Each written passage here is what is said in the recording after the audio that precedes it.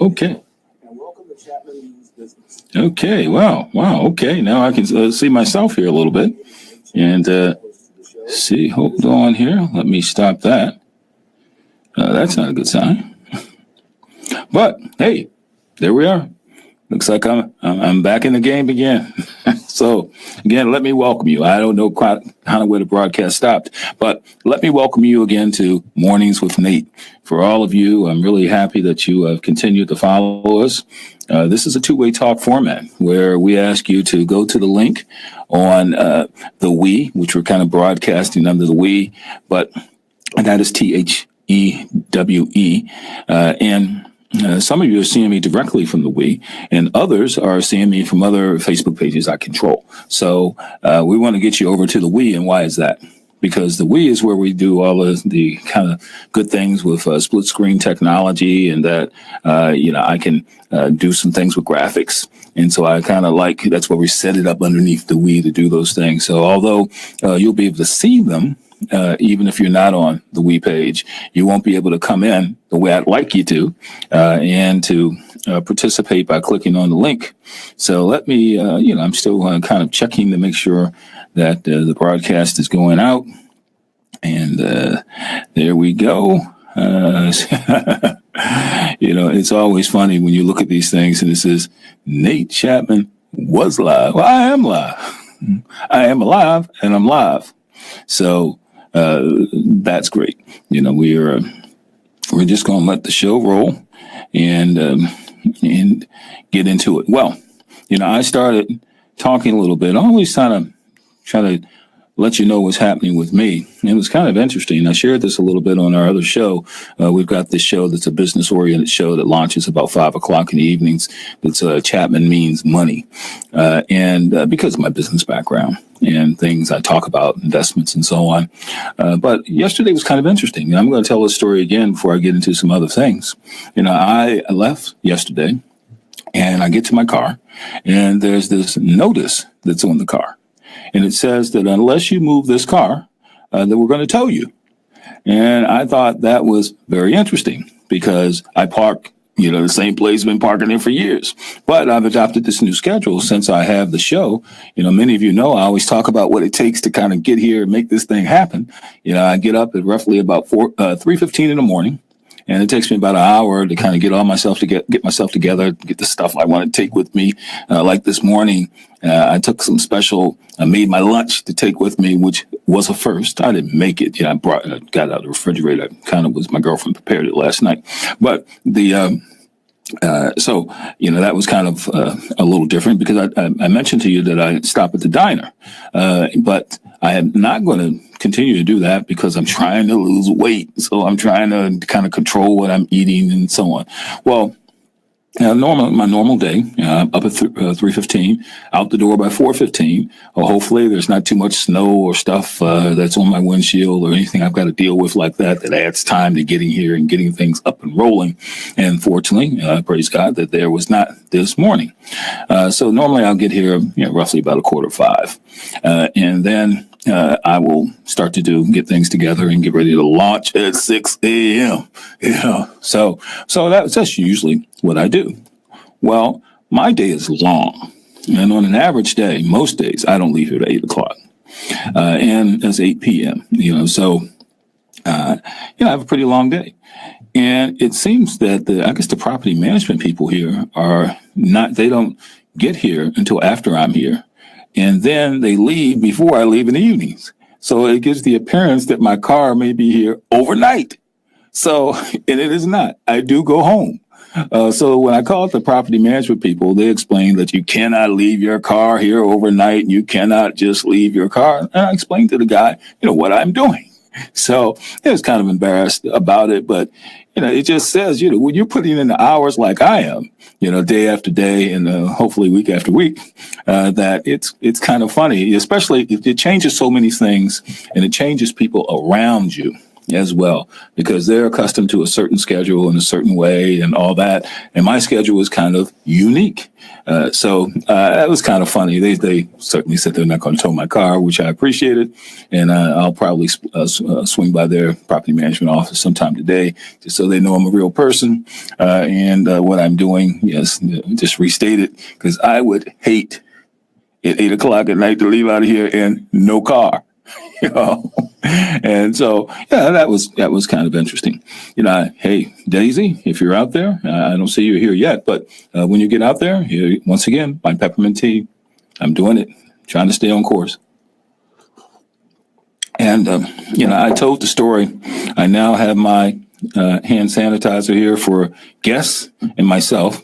And I told the story of how, you know, as you kind of evolve this live streaming thing, there's certain times I have people who are here as guests, and other times you come in remotely. Most guests kind of come in remotely, which I like because you don't have to be here. And certainly that means I get more guests. And so it's that I really like that. And I like people to feel like, hey, I'm not inconveniencing you. I appreciate you doing the show and putting information out there.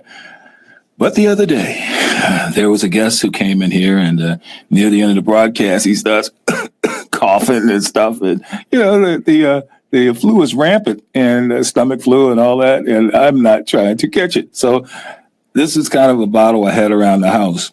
I was going to do some research. Still, we'll do it and post it so you can kind of know the best hand sanitizers to get for you guys that are out there who are like me, who meet people a lot, and you never know who's got a coughing in their hands and they want to shake your hand. So I now have it. So if anyone comes in as a guest, and we do have a few this week, rest assured they will be getting this until I can get a full bottle as well. So moving along. The other thing I was real happy about this morning was once I got into my car, that is, because, you know, the guy next to me, when I came in last night, there were plenty of spaces. So, yeah, I parked. But when the guy next to me came in, he parked so close to my car, I had to shimmy my way in this morning. You know, open my door and kind of shimmy my way into my car, which for a guy like me, you know, that's not always an easy task. But older guys, like 80, something like that. So I always give him a benefit of the doubt because he kind of parked on an angle in the space. What was I going to do? Go wake him up? Yeah. But if I couldn't have gotten in the car, I would have been forced to. Yeah. So, but fortunately, that was not the case this morning. But the thing that I remembered this morning, which I'm real happy about, and Mr. Earl, I know you're probably out there looking, watching me, is that I brought in my pillow. Yes. You know, what happens, to be honest with you, about 11 o'clock, 10, 11 o'clock, you know, I got a little break. And oftentimes what I'll do is I'll try to take a little power nap. Now, it hasn't always been that way. That, you know, I always felt, oh, I'm going to tough this thing through and tough it through every day and all that kind of stuff. But now I have learned the virtue of just taking 15 minutes, you know, or so to take a little power nap. But I didn't have anything to put behind my head, and I'm kind of leaning on my hands, and, you know, it's just a very uncomfortable kind of thing. My arm going to sleep, trying to get a little of that power nap. But once I get it in, I am just refreshed and ready to go for the rest of the day. So I believe in it. So I said, I'm going to bring my pillow in, and I'm not going to lay on the floor or anything like that. Although, you know, there's no one here. I could lock the door. I might be able to do that, but you never know where people walk in with their shoes. And I guess you got to be kind of careful with that. But, you know, I am definitely going to be leaning up against the wall in a very comfortable spot here within the studio. And I am going to comfortably take my power nap. So, Mr. Earl, I'm moving it on to the next level. I see you're out there. You know, say here. Here he goes. There you go. I know he believes in it too. Get that power nap. That's right. Absolutely. Get that power nap. And, you know, he and I, when we worked together, he and I would just work all night.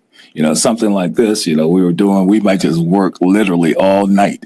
And that was kind of a macho thing between us. You know, I'll outwork most people. And while you're asleep, I'm grinding.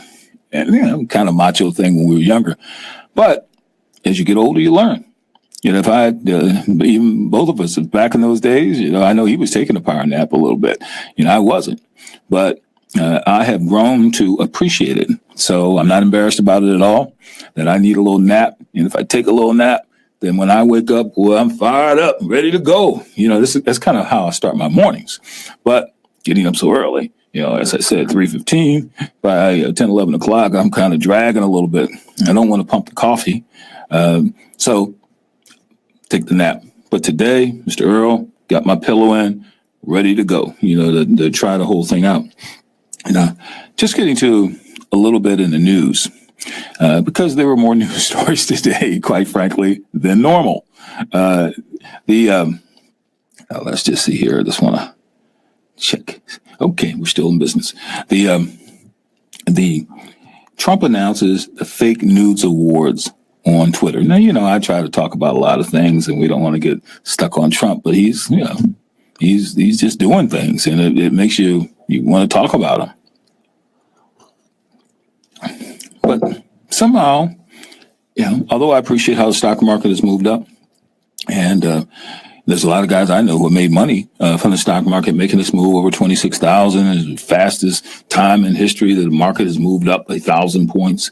And for people like me who are in the investment game, it's kind of a big deal. But at the same time, it kind of makes me worry about, you as a person, Trump, because this whole thing of dealing with the media is so hard with the fake news awards and all. It makes the whole presidency less, and you're not the guy that I look at who's kind of the respected and feared and revered kind of guy. You're almost like kind of a game show host. Like you're hosting the fake news awards, and you want to get them out there, and as though you got a couple of advertisers you're trying to please, or something like that. Maybe it's just fun. Yeah, I'm going to give the fake news awards out, and he's just having some fun. But when I think of my day, and I'm not the president of the United States, but I'm pretty busy during the day, taking calls, doing things, out calls. I'm really blessed to have people who are friending me, and I try to get back to them, and all of that. So I really, there are people who may have said something about me that I thought was unfair.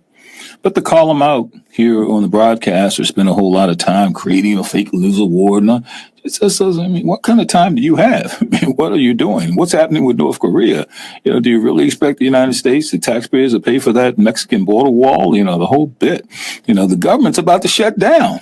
We're going to talk a little bit about that. So, how do you have time to be doing this fake news stuff? And the part about it that makes me wonder if all of these guys aren't in some kind of partnership, said anybody you give an award to, all you do is make them more famous. That's all you do. If he gave me like a fake news award, I would become more famous. So how have you, if I went out and I said something that you thought was unfair, and then you call me out and you say, hey, I'm going to Nate Mornings with Nate, fake news. All you're doing is making me famous. And hell, in fact, there are people kind of, please, say something about me.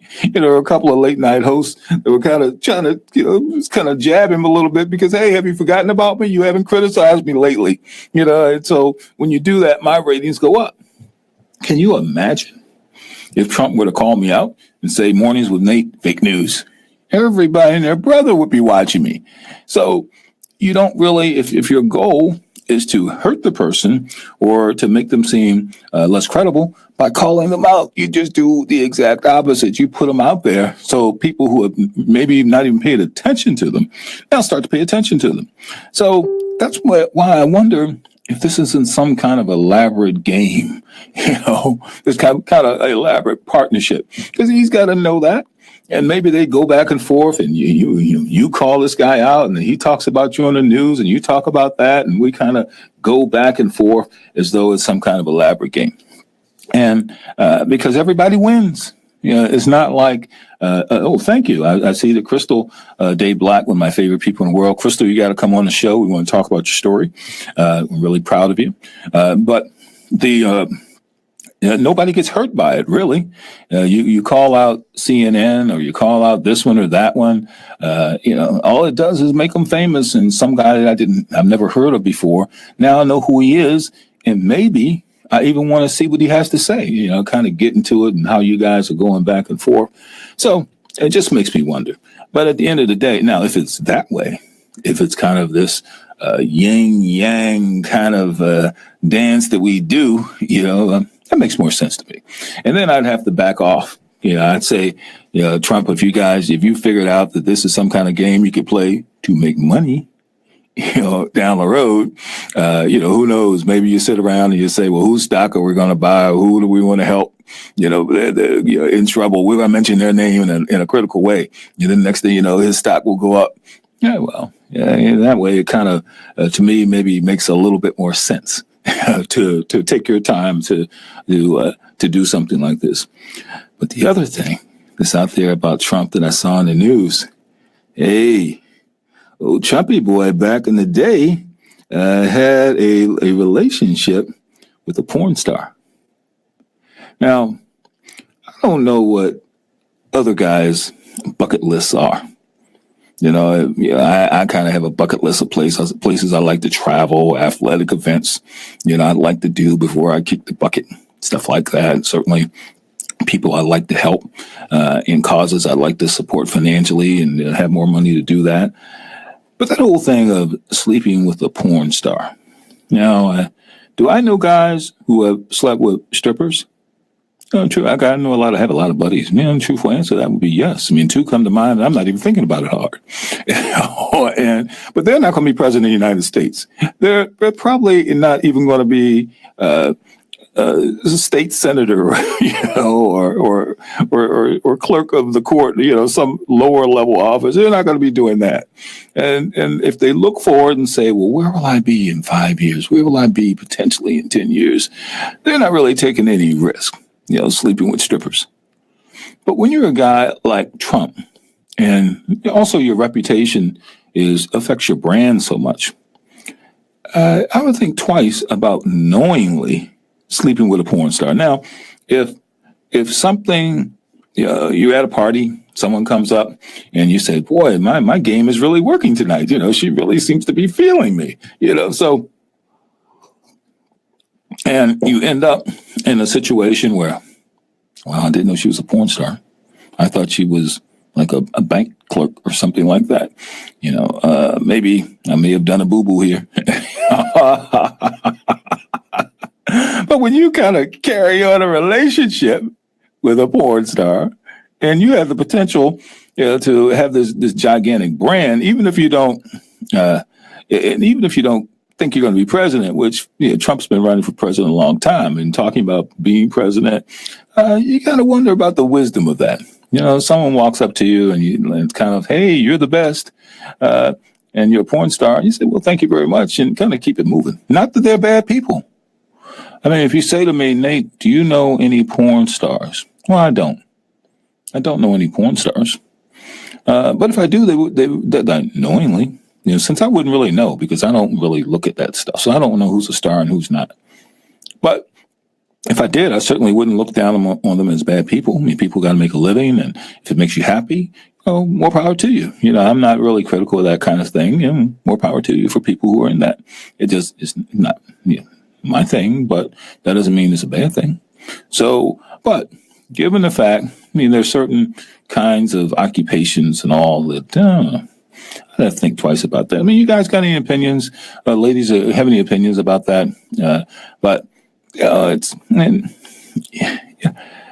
for Trump now, and this is kind of a lesson to other people, for people who are out there, and I talk to people in my family and stuff. I was telling someone very young the other day that you really have to every day be careful about your decisions. That I remember there was an article that was written about the old guy who was running for president. I'm old myself, so I'm going to block it on his name. But they had his track picture and how he was a track star. They had gone back to high school and gotten his Bernie Sanders. They had gone back to Bernie Sanders High School and gotten his track picture and talked about once upon a time he used to be a pretty good distance runner and stuff like that. You wouldn't believe it to look at him today, as you probably wouldn't believe that I used to be a triathlete. You're looking at me today, and a pretty good basketball player. But they went back. And so if you become famous, people are going to look back and they're not going to judge you easily for decisions that you might have made. So you can look at Bernie Sanders, and I mean, certainly nothing negative about his track history at all.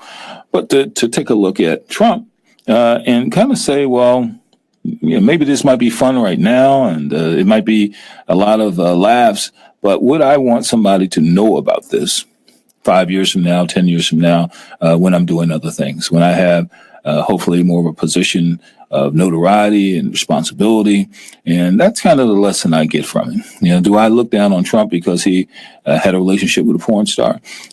No, I really don't. That's my view. Yeah, if you guys feel differently, come on in. Give me a comment. Click on the link out there and come on into the show. And let's see. Teach. I got a little message here. I'm ready. Okay. And to be okay. Yeah, we're going to see if our guest today can make it. And I'm going to just shoot them. Okay. Okay. I'm going to shoot them a little link. This is live TV, you all. Not live TV, but Facebook Live. So I'm just going to shoot them a link and see what happens. So, I kind of don't look down on him because of that. Because I kind of, as a man, and I'm not justifying, but as a man, I kind of see how maybe you can get caught up in something like that if you're not thinking, if you catch you at a weak point. Maybe he was in between wives. Hopefully he was in between wives. And, kind of got caught up. But if your view of it is different than mine, then come on in. I like to kind of talk about it, hash it around with you, and give me a comment if you think. But I thought it was very interesting. Wow. Every single aspect, every person you might have met, every person you might have had a relationship with, somebody goes back and finds them. And if they even have a hint that you might have had some relationship, or they're people who are incentive, I'm sure this porn star is going to write a book, maybe My Time with Trump or something, and try to make some money from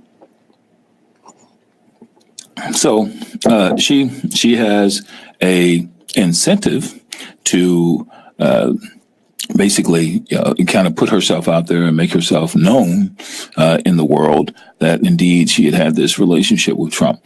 And to my knowledge, and someone out there correct me, but I don't think he's denied it, that he had the relationship with this woman. So, I'd appreciate what your views are of that. Are you critical? Do you think that's just kind of what happens to men? I'd like to hear from the women that are out there as well. I mean, what's your view of a man who has slept with a porn star? Do you think of him as, nasty man? Or do you think of him as a more experienced man? That, he's capable because he's had teachers, or that he's nasty man because he's kind of been with someone who maybe have been with a lot of people in different ways. So, I appreciate what you guys are thinking about that. As I said, we're not really into showing pornography, but this is a New York Times story. This isn't something that we're talking about off of some kinky magazine or something like that. The New York Times reported this story. So it kind of makes it newsworthy to talk a little bit about. So just a reminder, we've got that link that's out there on the We. And if you click on that link, you'll come into my green room. And if you follow the rules, I'll bring you on and we'll chew the fat about just about anything, this or other subjects that you might want to talk about. We only have the 3 rules, but you can't talk about any kind of crazy terrorism stuff or I have to click you off. That you can't be starting it off by giving me the finger or something like that. If I look over in the green room, and I will be able to see you, you can't start off by that because that's not what we're going to promote. And then lastly, that you cannot be doing any straight up pornography. We're not going to get you on. We're not going to let you put our viewers out there with your nasty dance or something like that, male or female. So those are the rules. If you're not doing any of those things, then come on. I love to be able to talk. This is a two-way talk format. That's why we set it up that way. You that are in the world, my friend, I just texted a little while. Barney, if you're up, Barney Wilson, who's over there in Africa, feel free to come on and click on that link on our Facebook page, and you will be able to download the app that allows you to come on in. So, that being said, one of the other things I kind of touched on a little bit is that the government is on the verge of shutting down, the U.S. government. Now, that's kind of interesting. Now, I've lived through one government shutdown, and people not being able to go to work because they weren't going to get paid and being told not to come to work, and they only have what they call essential service people come to work, and so you just miss out on the paycheck. It's not. I think in the past they did kind of make up the pay, but it was after some time and some kind of special allocation that they had to do in Congress to make up the pay of people who simply, because the government couldn't pay his bills and couldn't get a budget so that it could pay his bills and borrow money and stuff, that they just stayed home without a paycheck. Now, there are certain people who, despite that, did come to work and worked even though they weren't getting paid. But all that confusion, air traffic controllers and security and all the people that are on the federal payroll, Social Security, the VA, something close to my heart, I'm a veteran. And all those people are kind of up in the air if we go through this shutdown. And the finger pointing, the fact that the president and others, everybody wants to point fingers, and nobody can seem to get something done, at least so far. And I haven't heard the bravado that I heard the last couple of times. We had budget shutdown deadlines, and each time they passed something that gave them a month or gave them 30 days or something like that to kick the can down the road. And it doesn't seem like right now they're willing to do that. And people are saying that they won't vote for it unless certain things are included. The president wants the Mexican border fence included. The Democrats want issues dealing with children who have been in this country illegally not being deported, and the whole DACA issue and all of that. So everybody has their thing of what you need to do to get our vote, and it doesn't seem like people are being able to do the horse swapping they normally do to put together something, at least not at this point. And the effect is going to be that people are going to be out of work. I just can't fathom that, to be honest. Because on one hand, everybody's kind of happy who's in the stock market, at least stock market's doing okay. And then you kind of lose that paycheck, lose that little bit of increase because you're going to have to stay home because of the government shutdown. So I'm kind of hoping that doesn't happen because I've lived through it and seen people. I've never worked for the government. So I don't know how that is. I mean, I was in the military, so I guess technically I'm working for the government, but I always thought, the military is not like working for Social Security or some place like that. And that was when I was younger. I enlisted when I was 17 and a half into the Air Force. So I never really thought about it as working for the government. Although you are, I thought, in the military. That's how I've always thought about it. And the fact is that guys in the military, even if the government were to shut down, nobody in the military is going to lose their paycheck. Which is kind of the way it is. That we can't have soldiers saying, "I don't want to fight if I'm not going to get paid," kind of thing. So that's not going to happen. They are. Even the shutdown that I experienced, that I lived through, the military people still got paid. And I'm fairly sure that Congress still got paid. So even though they can't agree in such a way that would make sure that other people got paid who work for government, they still got paid, even though that they weren't doing their job, in my opinion, and coming to a conclusion that was in the public's best interest, because the government shutdown stuff is not in the public's best interest. And what if something happened? We got all this conflict with North Korea. We got all the warnings of in Hawaii, kind of the fake warning of nuclear missile launches and all that kind of stuff. What if that happened? So in the government shutdown. So it's really my hope my real hope that that doesn't happen. So keep your eye on that. It seems like they're still trying to put the votes together, but it doesn't seem to have the same impetus, you might say, that it's had in the past. One other thing, hey, we got a bunch of news stories today. Yesterday it wasn't that way. But today it's a bunch of news stories, at least news stories I thought were at least worthy of talking about. Because, I understand. How these guys on CNN, Chris Cuomo and Morning Joe, it seems like every 15 minutes they're repeating the same story. And that happens because, quite frankly, there's not much in the news. And so it seems like, they kind of, they have a little news story, and then you got 5 people talking about it. So you can kill that dead air time because, hey, what do you think? Hey, what do you think? And it's the same story. And then people kind of spin it because there's just not that much to talk about. If it was, we like boom, boom, boom, 20 stories. But today, a few more stories when I checked out there that I thought were worthy anyway. And one of the things that we always talk about is the weather. When I got into the car today, it's like 15 degrees. 15 degrees. Well, it's gotten to the point that it's been so cold here recently in the last few weeks that I'm accustomed to it. I mean, I have a coat and stuff, but I'll just put the coat over my arm. I'm just going through the car, throw it in the back seat, because I'm kind of getting accustomed to it being so cold. And it really's got to get down to the single digits before let me get in my coat and everything. I got my sweater on, but I'm kind of getting accustomed to the cold. And but there are many people who, when it snows, that is unusual for them. You heard my cousin yesterday. She was on from Chesapeake, Virginia, and they were saying that they're shutting down schools in anticipation of the snow, and that they're not really prepared to deal with it. And even further south, if you look at the news of what was happening in North Carolina, for my friends down there, they say you guys just got slammed. With the snow, and still, notwithstanding that, it's been snowing forever, and in terms of whatever you got to do as far as machinery and salt, people should be prepared.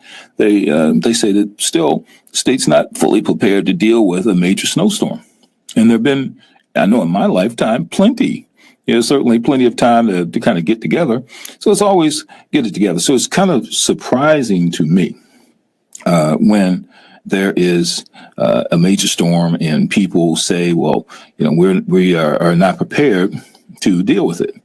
I'm going to also check on my phone. The interesting thing about this whole live thing that I'm doing right now is that you can send me a comment, and normally most comments will come over here as Mr. Earl's comment did. But other comments, I've got to look on my phone to see if indeed there's anyone out there who is saying something that I like to kind of pick up on while we're here, commenting. Oops, I was almost there, and I moved it to see if if we're coming across. But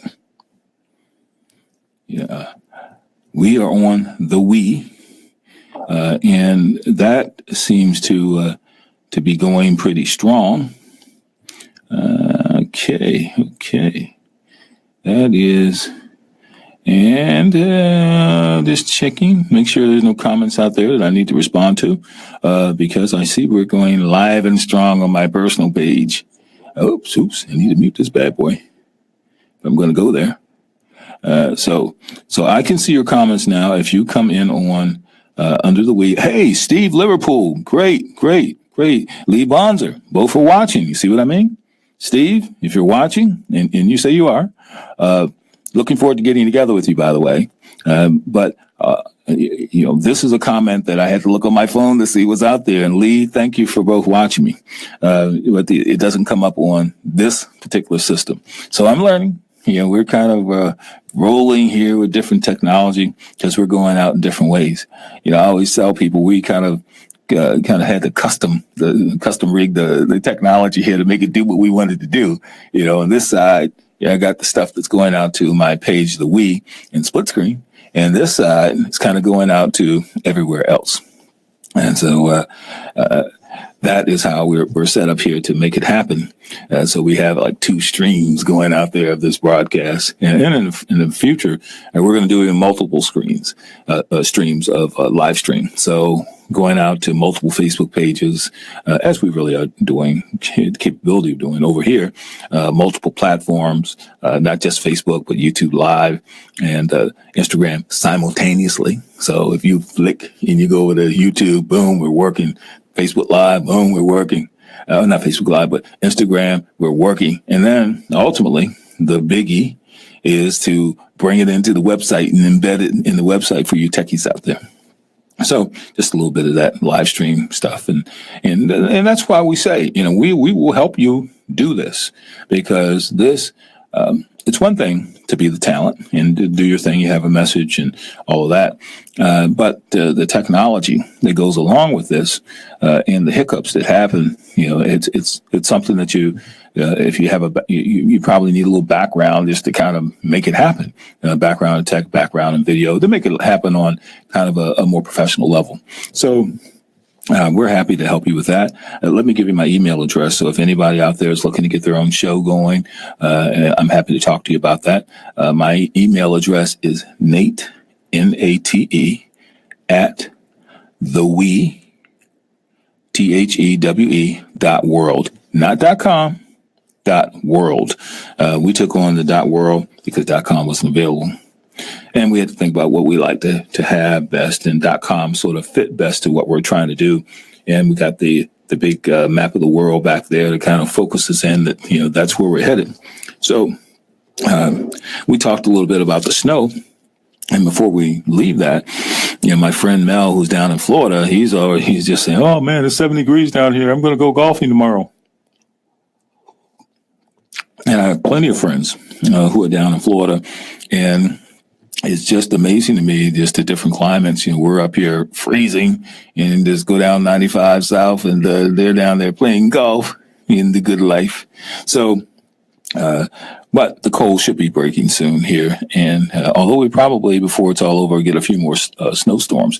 And that's why, I've said I'm going to do some stuff on the various products like my hand sanitizer here to kind of help, people who are wondering just what I should do, how I can get some, maybe some shoes that don't slip in the snow quite so much. And that was really inspired by a broadcast where a woman said she slipped so often in the snow that, she slipped 6 times just going home. So it started me thinking, well, maybe I can help out with that, to kind of throw some ideas out there of what you can do about that. And then my own experience being iced out of my car, that the ice had kind of covered over and I couldn't pull my car door open, and, going out there and now having to get some de-icer.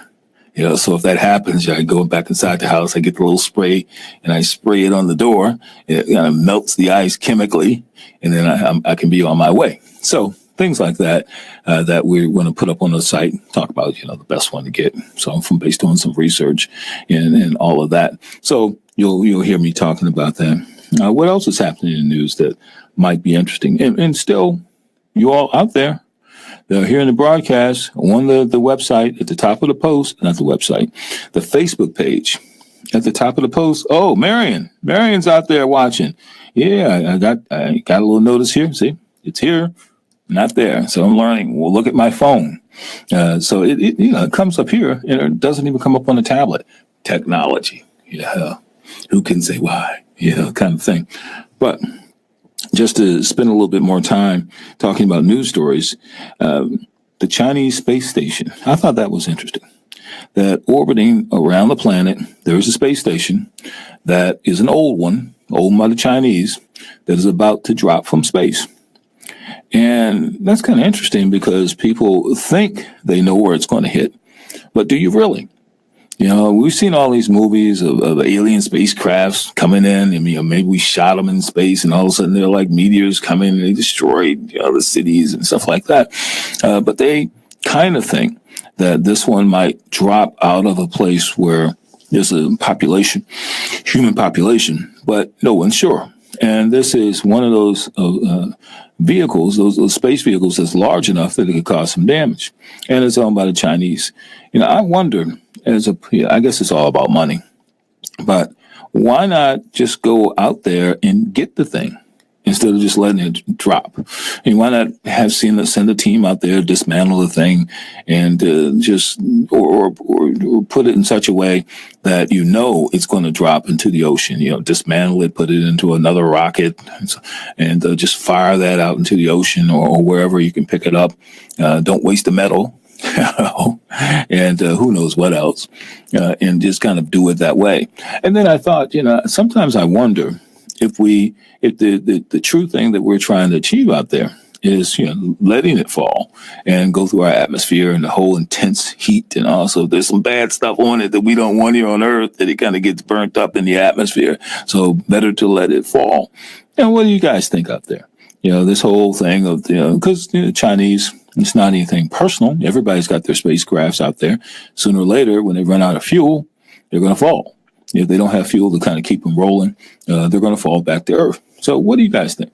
Do you think that we ought to go out there and get it, or simply hope it doesn't hit you or me or someone else and just let it fall to Earth? And just, if it hits somebody, well, maybe they'll give them a nice little paycheck. But from the spy stuff, the stuff that we see with on television, the alien stuff and all that, when it hits, thousands of people get affected and so on.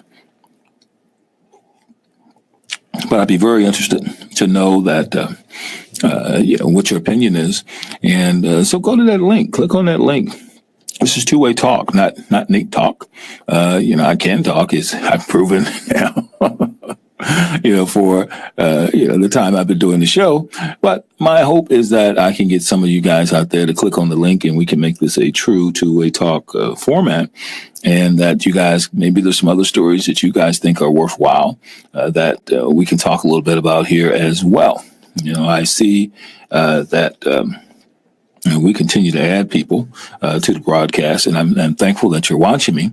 And I hope that we're saying something that we're giving you a little morning jolt to get you going. That was kind of one thing too that for me I wish would change.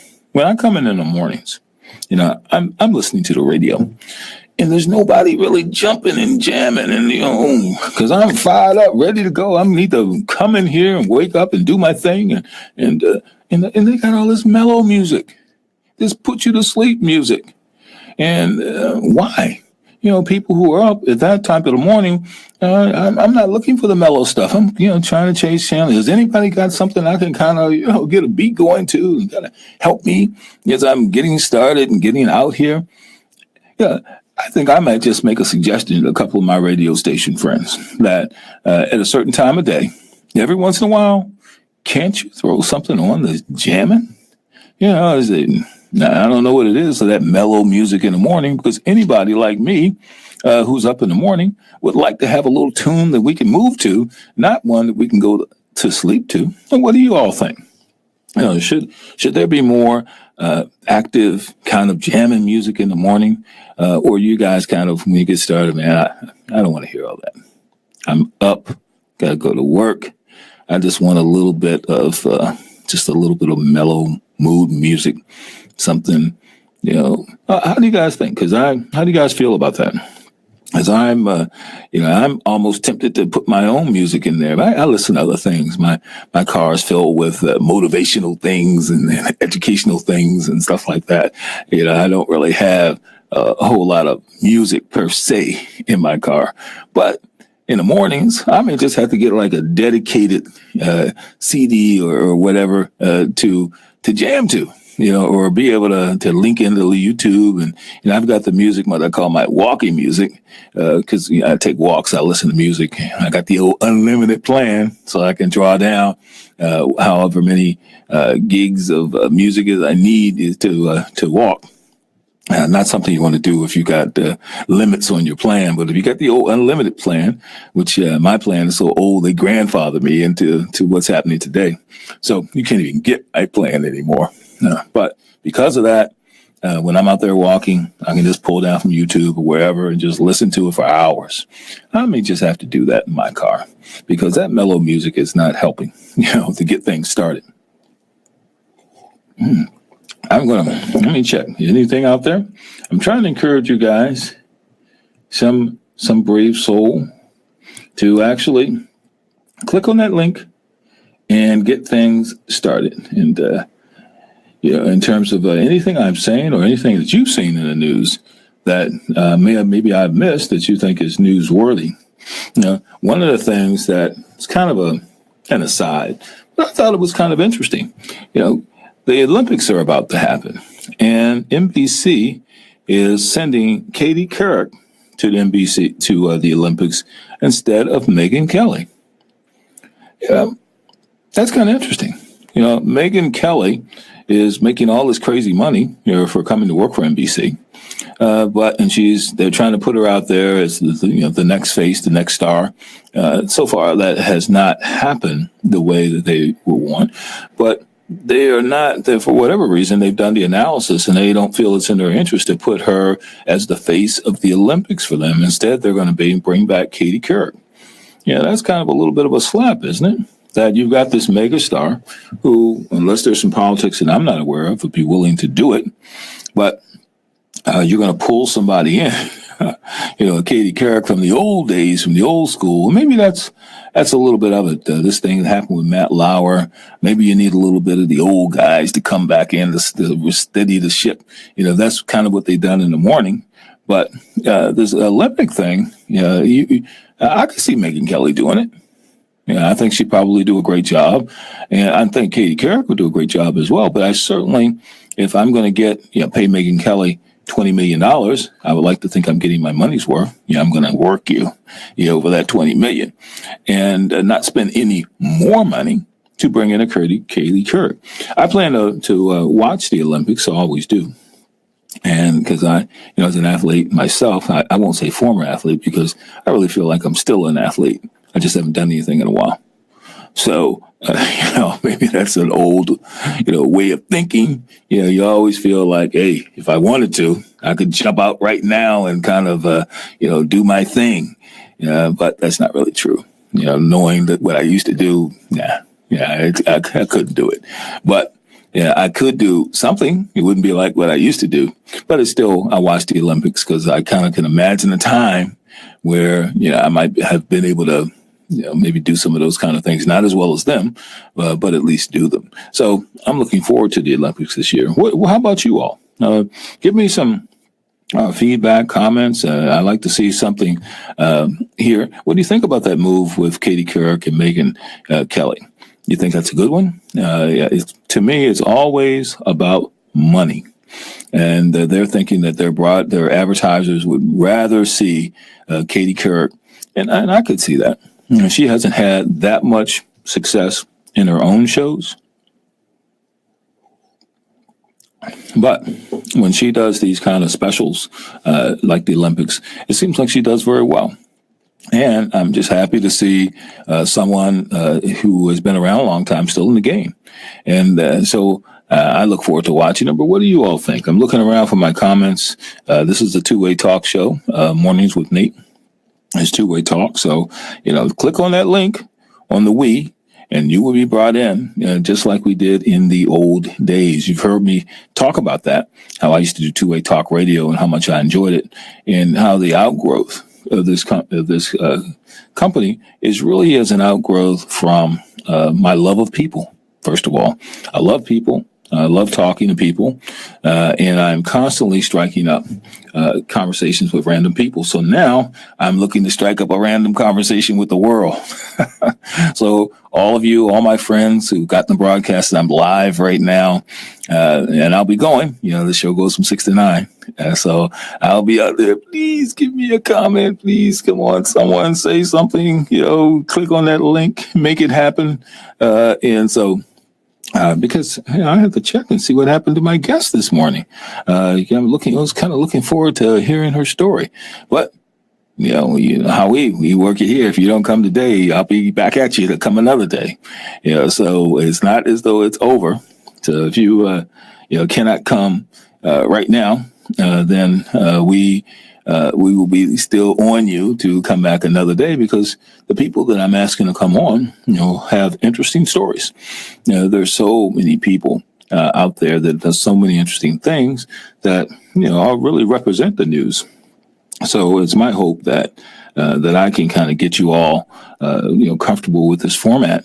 And one person asked, "Well, will they see me?" The answer to that is yes. Yeah, that's my hope. You're doing it on your cell phone. Just point the cell phone at yourself and just start talking, and we'll chew the fat right, back and forth. So that's really my hope in this two-way talk format, that that I can get you kind of to do that. But if you don't feel like doing that, just text me a comment. And as you see, one way or the other, I'm trying to see it either through the phone or through the system. I'm trying to see your comment. And then I'm tracking my friends that are out there who happen to be on Facebook right now. One of you guys, who knows what you're out there doing, maybe just checking your timeline. But if you have a second, feel free to come on in, and we'll chew the fat here about various issues, about what you're doing. And we want to make sure that that we put you out there, and that and that's really my hope in the format. So the news stories are kind of a function of just kind of interesting things that are happening out there. So we want to continue to talk about the news, continue to talk about, just generally business and generally investments. That's kind of my background. But we do have the other show, Chapman Means Business, where I try to focus on that a little harder.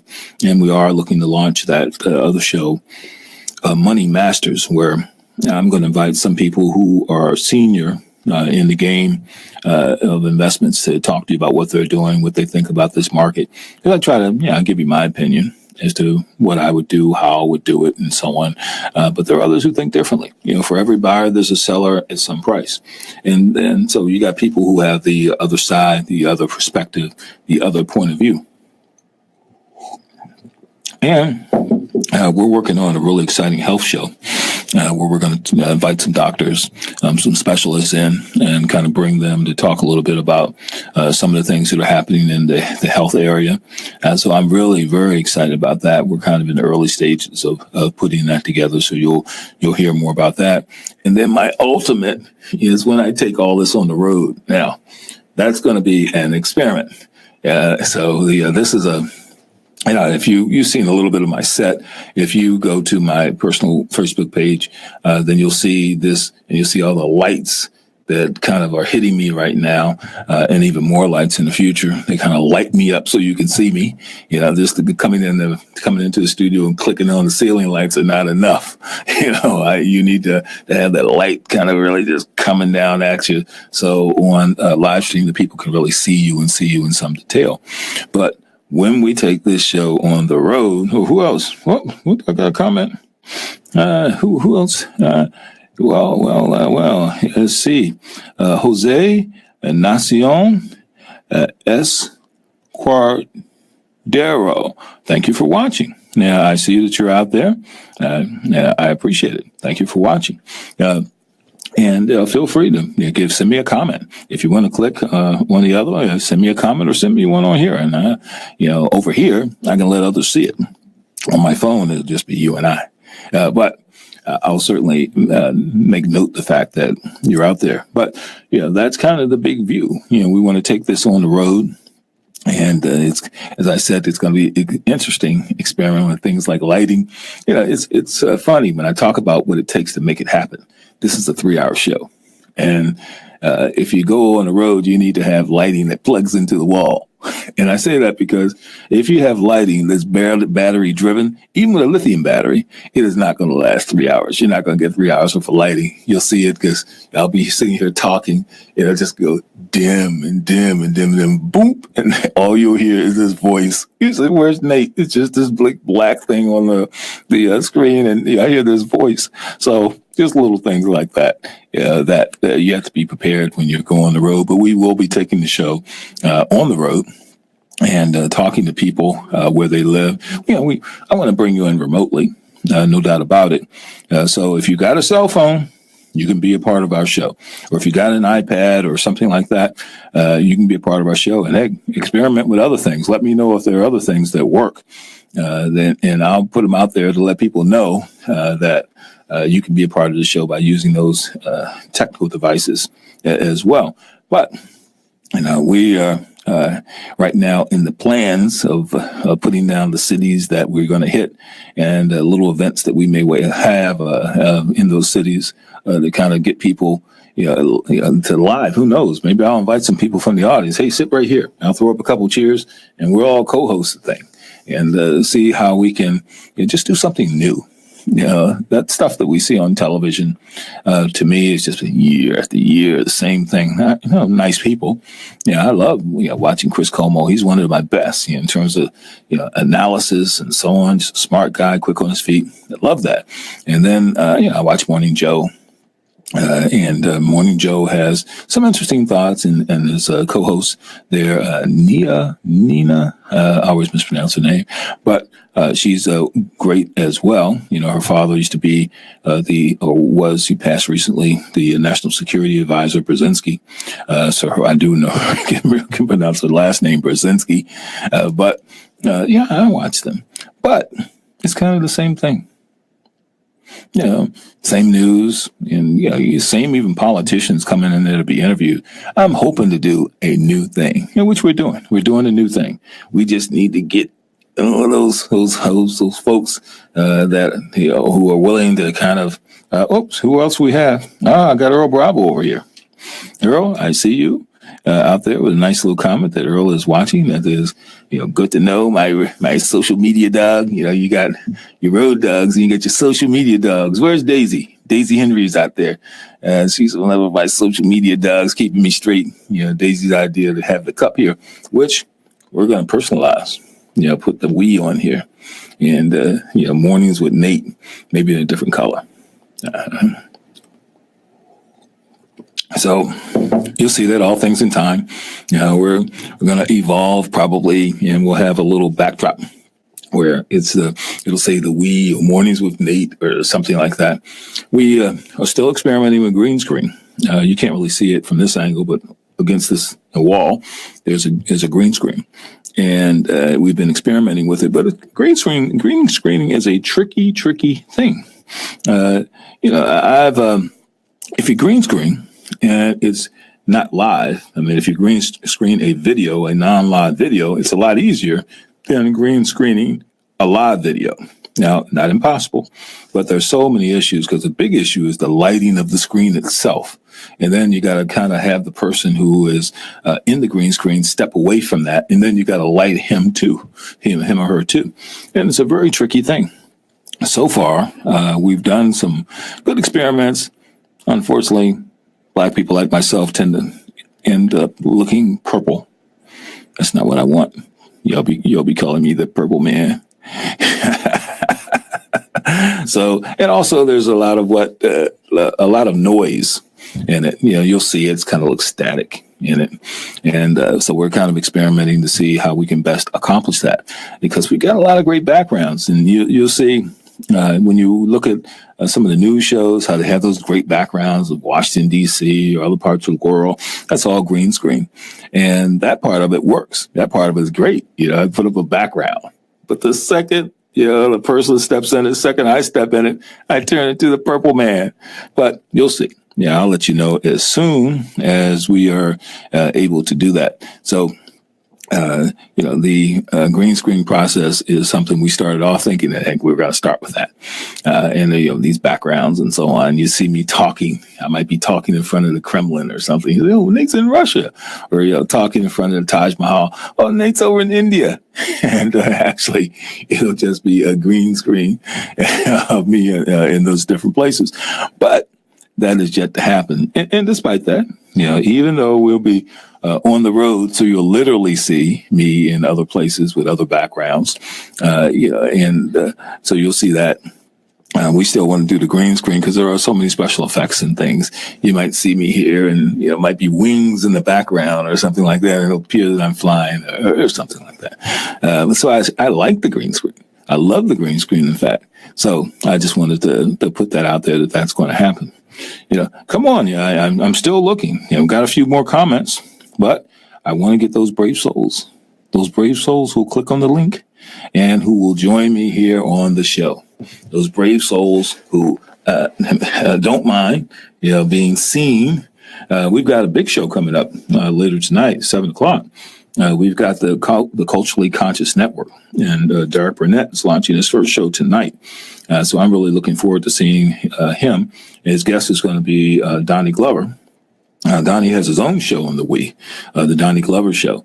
And so they're going to be talking about issues. The show is going to run for about a half hour, so it'll be fast, unlike 3 hours. But it is. And they weren't fighting me over it. I said, guys, you can kind of come in here and they do part of the 3 hours I do in the morning. Yeah, you got to get here at like 5. No, I think we'll go with 7 p.m. in the evening. I think a half hour is fine with us. No, it didn't happen like that. I'm just joking. But, his show is something I'm really looking forward to seeing. Hey, Derek, if you're out there, feel free to click on them. We'll tell people, you can tell people more directly what you're doing. And Donnie's show, it'll be next Tuesday again. Before you know it, the week just goes so fast. Before you know it, Tuesday will be here and Donnie will be doing his thing at 10 o'clock on Tuesdays. So, and as I mentioned before, we're looking to add more content. Our ultimate goal is to go 24/7.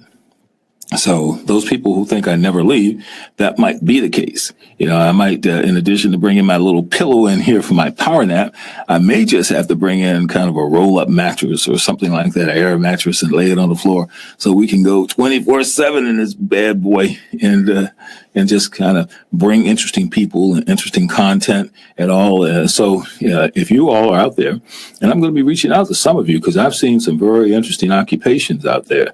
I was looking at a woman the other day in the real estate business. I thought she'd be great. And there's certainly a number of people out there in the life coach business. We had a holistic life coach on the other day, Sean Wilson. And so we want to get some more people out there with their points of view.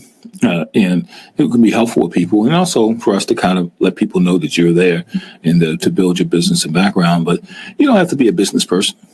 You can, maybe you're a bartender over at the Red Robin or something like that, and you like to talk about making drinks. Hey, I'm interested in that too. I took a course. It wasn't on drinking. It was on wine tasting. Now, I'm not a drinker, but I've always wanted to have knowledge of different wines. So there was a course that was offered by the business club here on wine tasting, because I really didn't know very much between white wine, red wine, different types, and what is really a Chardonnay versus something else. And so I took the course, and I'm sure that there are people who are out there who are like me, who would just like to hear about interesting things. I'm kind of a lifelong learner.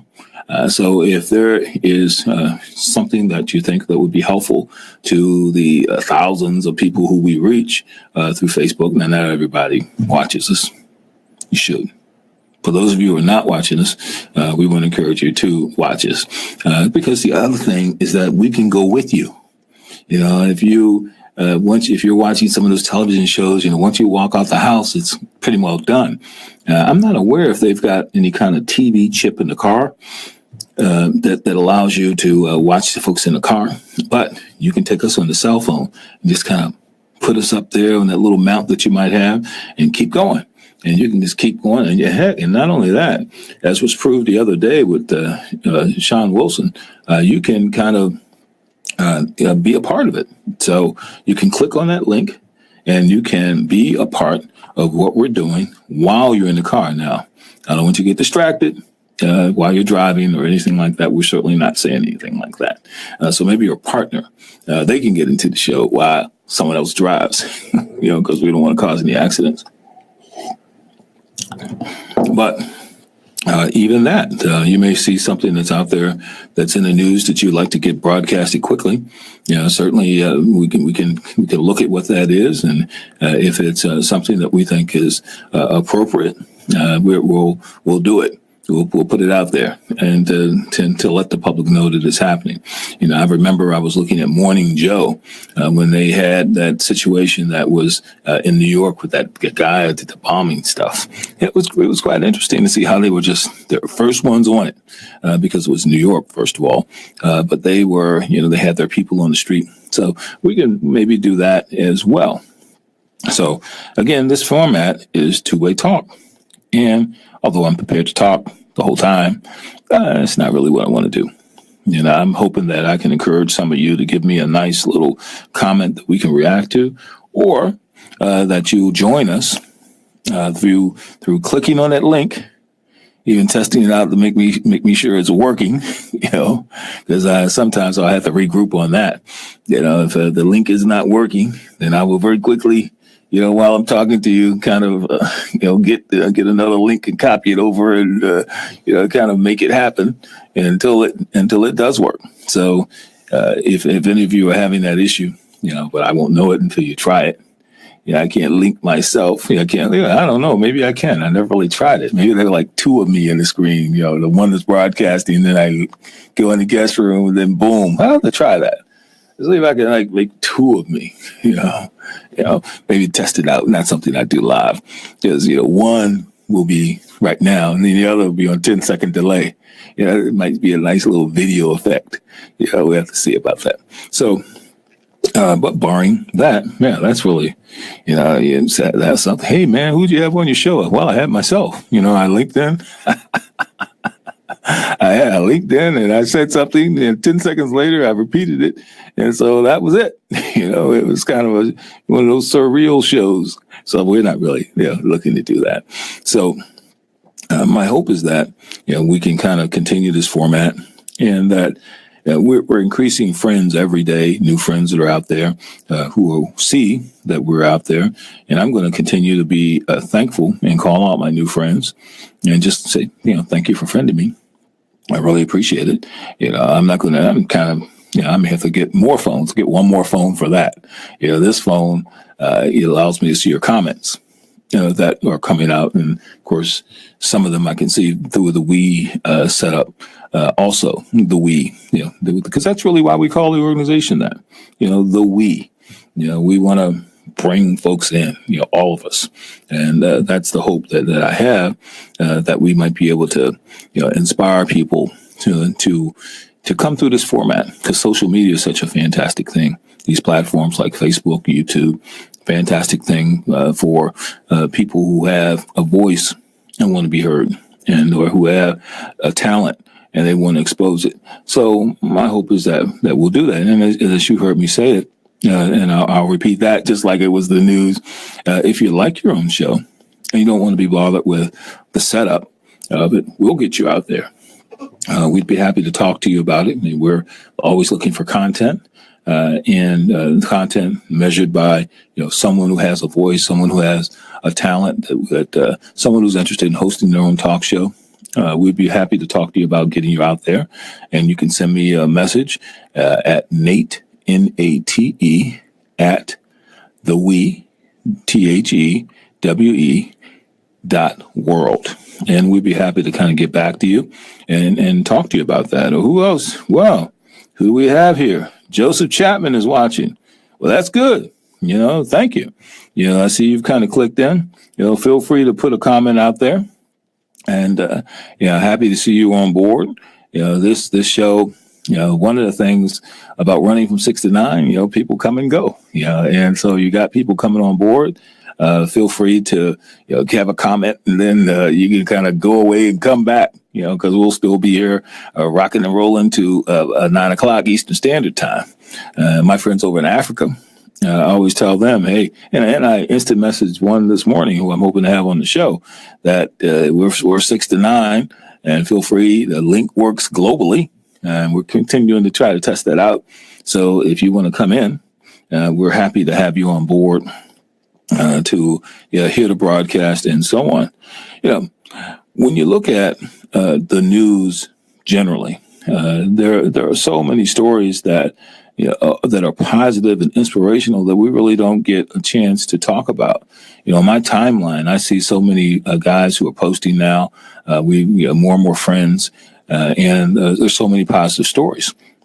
And so we hope that, I'll be following up with some of those folks to kind of bring some of those stories into our We umbrella, because I really want to get them out there for the people, because the news is more than just me talking about Trump, which I will do occasionally because he's doing so much.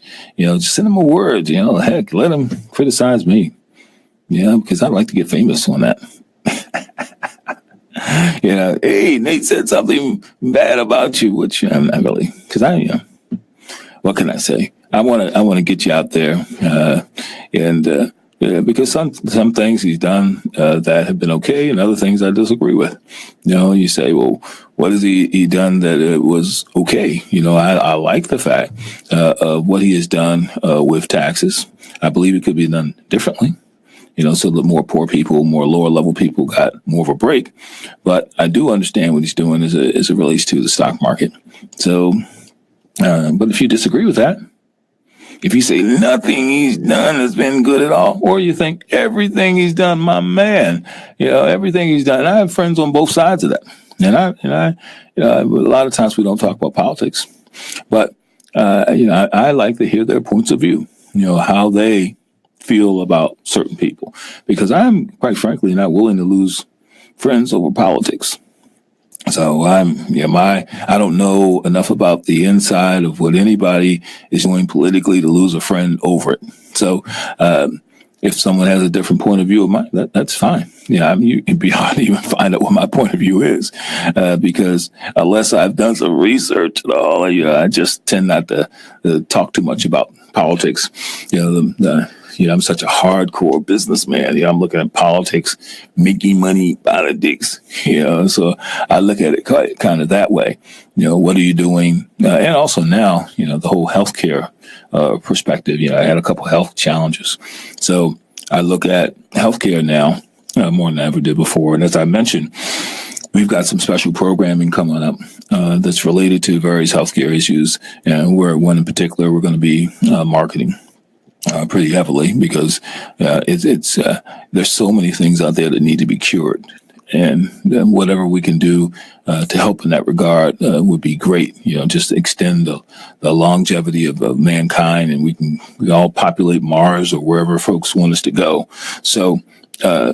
Or wherever we can go, that's nice. I didn't see any beaches on Mars. Maybe they can create like a man-made beach or something, once you're up there. And people are working to do that right now. The people at SpaceX, Elon Musk, they are working on that spaceship that is going to take a certain amount of people to live on Mars. And once you decide to leave and go there, given the speed in which we travel in space, you pretty much are going to be there, because it's going to take a lifetime to get you there. And, once you're there, you've probably seen that movie Passenger, which I thought was interesting, how they put you to sleep and put you in this state where it seems like you don't get any older for a long period of time. And then they, send you off to some planet to live. I think it's going to have to be like that, because it just takes so much time to get to Mars. That but before you're there, unless they send you as an infant, you're kind of dead.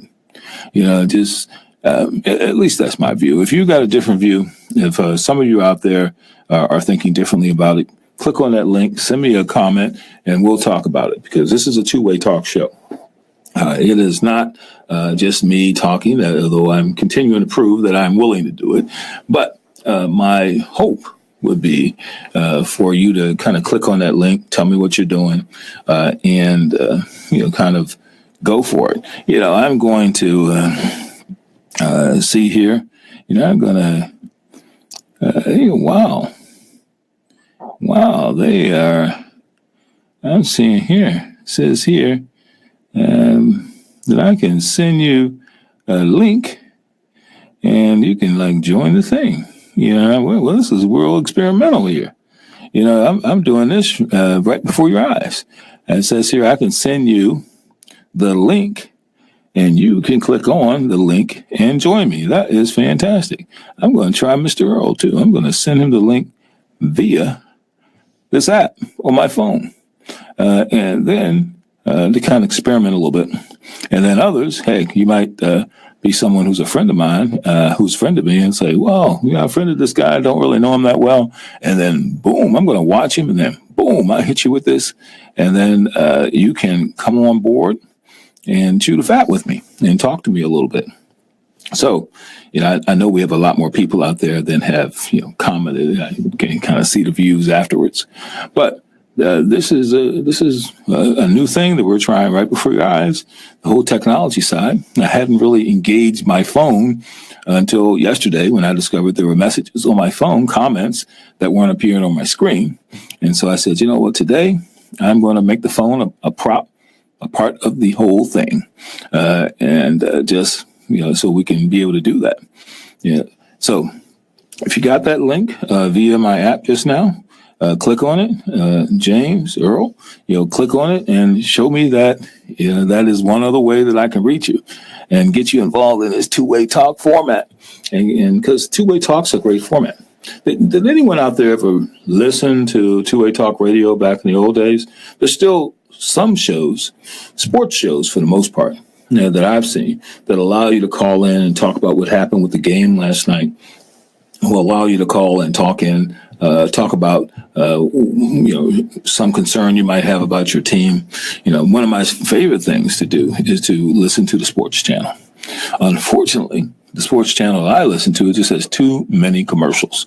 It might be in an hour, 15 minutes of sports, and it seems like 45 minutes of commercials.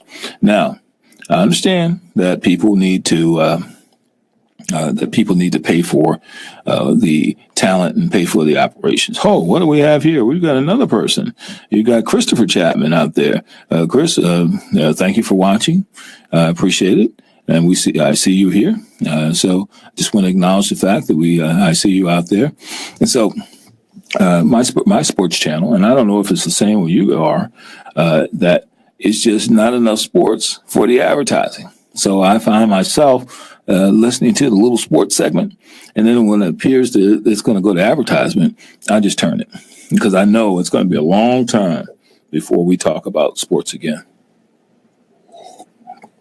Speaking of sports, though, the Pittsburgh Steelers here locally, everyone felt that they should have won the game, against Jacksonville, and the coach and everybody, Stephen A. Smith, is coming down pretty hard on the coach of the Pittsburgh Steelers. They were so close to winning the game, and it's almost like they got blown out. I mean, they were winning the game, and they made the comeback. I should say they were close to winning. They made the comeback, and Jacksonville just was able to score that last touchdown and to actually pull it out. It wasn't as though Pittsburgh got blown out. But if you listen to the news coverage, they're talking about, if the coach should be fired or the various offensive coordinators and so on and so forth. Folks are just terrible. And Stephen A. Smith in particular. Stephen A. Smith, if you hear me, criticize me so I can become famous. But I disagree with what you're saying about Coach Tomlin, that he's an underperformer, that he hasn't done well in Pittsburgh. I think most teams would love to have him as a coach. If Pittsburgh makes the mistake, which I know they won't, of letting him go, he'll be hired in the next second. One of my favorite shows is Ballers with The Rock. You watch that on HBO? I like watching Ballers. I think The Rock is just such a tremendous and versatile actor. But on that show, he's attempting to bring a sports franchise to Las Vegas. That he wants to put an NFL team in Las Vegas. And it's very, very interesting, that whole process and things. But some of the players that he brings on board, the criticism and all that. And you kind of can see elements of that in real life. And not to say that real life, the show is kind of probably emulating real life. Maybe that's why they're so close. But what's happening in Pittsburgh is it just shows you that, that people are willing to kick you when you're down. Even though it wasn't some kind of blowout game where Pittsburgh was blown out, 40-0, and Mike Tomlin and the team is so bad. They lost. They lost against a team that was better that day. No doubt in my mind about that.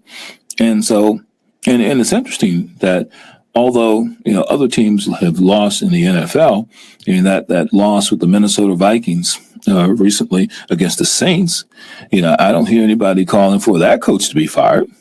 And Drew Brees the quarterback is about to sign another major deal contract with the Saints. I fully expect that's going to happen. So, if anybody's got any other opinions out there, come on, this is two-way talk. and Mornings with Nate, two-way talk format. Is it too early for you guys to kind of feel like you want to jump into it? Jump into it. Jump into it. Join me. Be a part. Help me start the movement. Be a part of this two-way talk movement. Get your opinion heard. Come on. You can come on out there and do it. You know, I just sent some people here the app, the link via my cell phone, waiting to see if that actually happened. You know, so power up and come on board and help me make this thing happen. And because I want to get your opinion, I want you are the news out there, and so I want to make sure that people understand that we're going to be continuing to invite guests. Some of them may even show up. Because when you do things remotely, and this is such a unique thing, it's one thing to say, hey, call this number, and then somebody brings you in. Whole nother thing when you're doing it through Facebook Live setup, and you got to have Facebook relationship, and also a lot of people. One of my guests the other day, who's a very influential guy. I told him, we were setting up a date next week where he could come in. He would come in remotely, but he said, hey, and you know what, Nate, I don't have Facebook. I said, well, that's not good. So I'm going to need you to probably just have to come on in. Hey, Steve, I see you're watching. I'm going to send you the link to come on camera. Because I know you might be driving in the car on the way to work, but we're going to send you that link and see if indeed it works via my phone. It's not just, I sent you the link via the phone, not just directing you to the We page and clicking on the link that's at the top of the post, which, you can do that too if you prefer. But I'm kind of testing out to see if this link works that I sent via the phone. Sending it to Mr. Earl, see if we can get him on board there and via the phone. Because if that works, that's another tool in the arsenal, another weapon in the arsenal for the phone, for the show, to get you guys to pull you in. You want to get out, but I want to pull you back in. Kind of paraphrasing that line from The Godfather. I keep trying to get out, but they want to pull me back in. Right now, I'm trying to pull you into the show, be a part of it. This technology, it allows you to have people in what you call the green room. In the green room is where people sit before you bring them on the broadcast, which is why I said that if you're doing some of the things that violate the 3 rules, if again, for some of you that are new, you can't come in here talking any crazy terrorism stuff. We will not bring you on the show. Secondly, you can't be giving me the finger while I'm looking at you in the green room, because I won't consider it a good sign of what you'll do if I bring you in the broadcast. And then lastly, you can't be doing any pornography. That's not what we're about. I may well watch you in the green room, but we're not going to bring you into the broadcast. No, I'm not going to watch you in the green room. That is a joke. I ain't being funny. I'm not going to watch you. I'm going to delete you in the green room as well. So I'm not giving anybody any incentive to send me anything. Hey, Nate, watch me in the green room. No. I'm not trying to do that. So, what do we have? Okay. We got some folks here. So, my hope is that we'll get even more folks, some of my MIT folks from all over the world. If you guys are still watching, come on in, click in, just say hello. I won't grill you. Hey, man, you must say something interesting. No, you don't have to do that. Just say, Nate, I just want to click in here, say hello. Good luck on the show or something like that. Tally ho, gotta go, and that will be that. So I don't want you to feel, and don't feel like you gotta look a certain way. One of my buddies, he put on a suit and he had his tie on and everything, and then he clicked in, and you don't have to do that. Another buddy had on a hoodie. Barely enough light that I could make him out. I just knew his voice. And that was fine too. So however you are, we want you. Give me your tired, your poor, your huddled masses yearning to be free. The wretched refuse of your teeming shores. You remember that song? Well, maybe people don't memorize that stuff anymore. But My hope is that we can get you into this two-way talk format. Some days better than others. I got to figure out, we got to go back and do some data science on these days. When do I get the most people? How do I reinforce those weekdays? That's what we do. One of my many things is I study a little data science, use this R for those of you who know it's kind of like an accelerated or advanced Excel. And certainly there are things beyond R, but you can kind of go in and sort and so on, responses and all that. So again, and that's why I say doing this on a real professional level is more than just, you can kind of grab your camera and grab my camera and go live. But if you want to do some stuff, and then kind of, I want to test to see how you guys react to my stories. Trump is always good for the news, but so are some other things. So are the sports. So are the entertainment. We hit it all today. We talked about a little carrot, did a little entertainment, hit a little sports, hit a little news. And, that's how we do it. It's some people, they just kind of, just sports for the most part.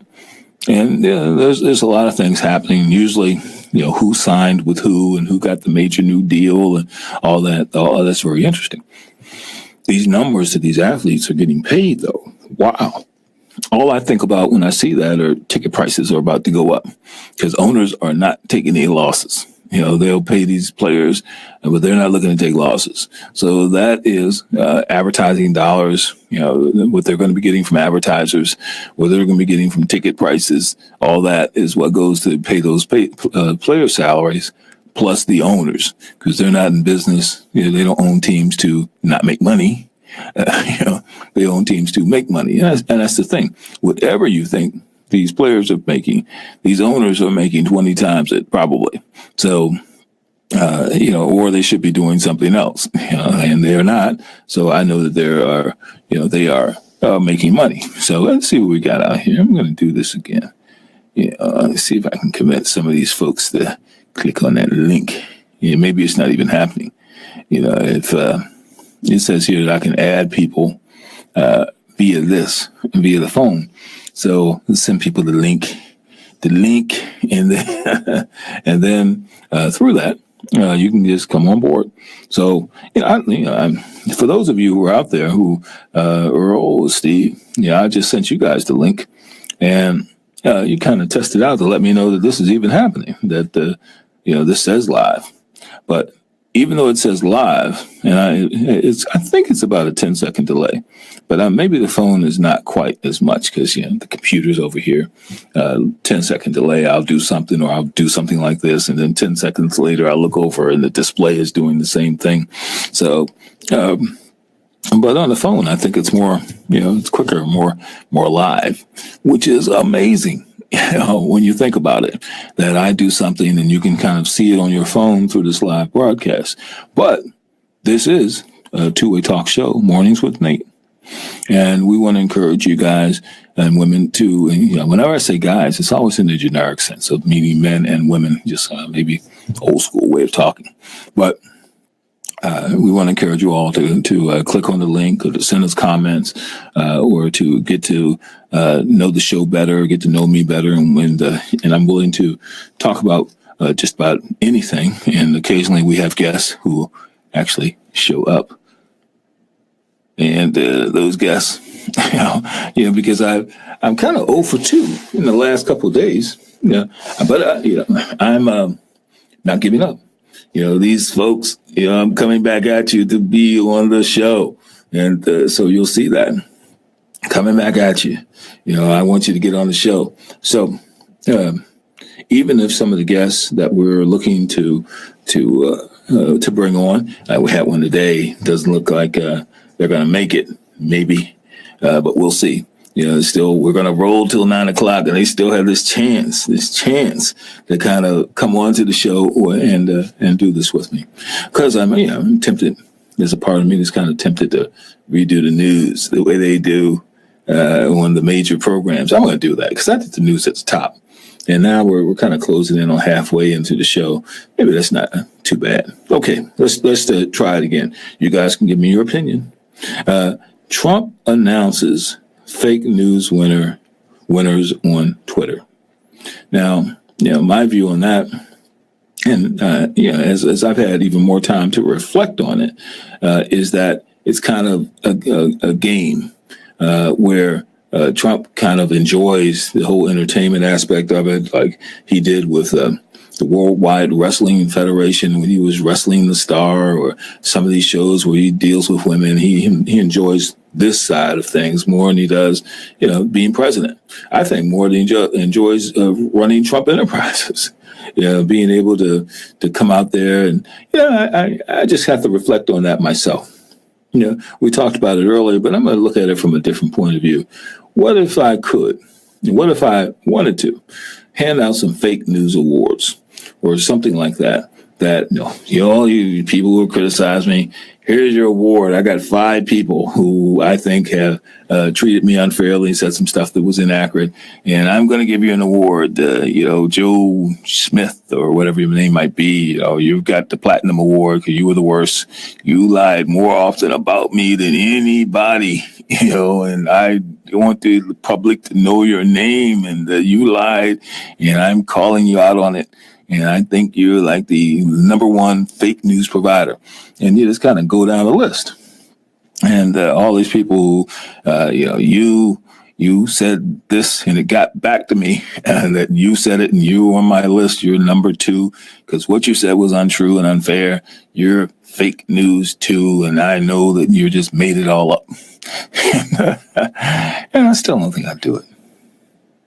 I still don't think that. I mean, first of all, the president's in a different kind of position. He actually can see who's saying the negative things about him. It's all in the press. There may be, 10 times or 100 times as much as circulating. Certainly, we all have opinions, but you don't get to hear them. And no one comes to you to say, you know what I heard? I was on the bus the other day, and this guy dressed in a blue suit said something negative. And so you go, you guy that was on that bus in that blue suit said that negative thing. You're on my fake news list, and you said a thing that was inaccurate. No, I just can't see it.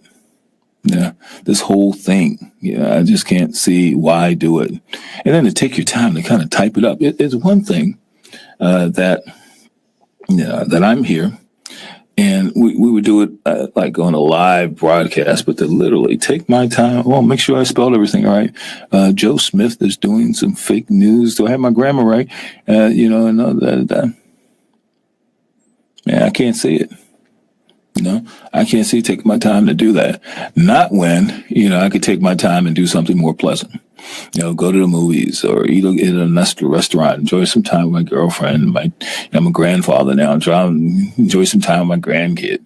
Why would I spend my time doing that? Well, but he's a different kind of guy.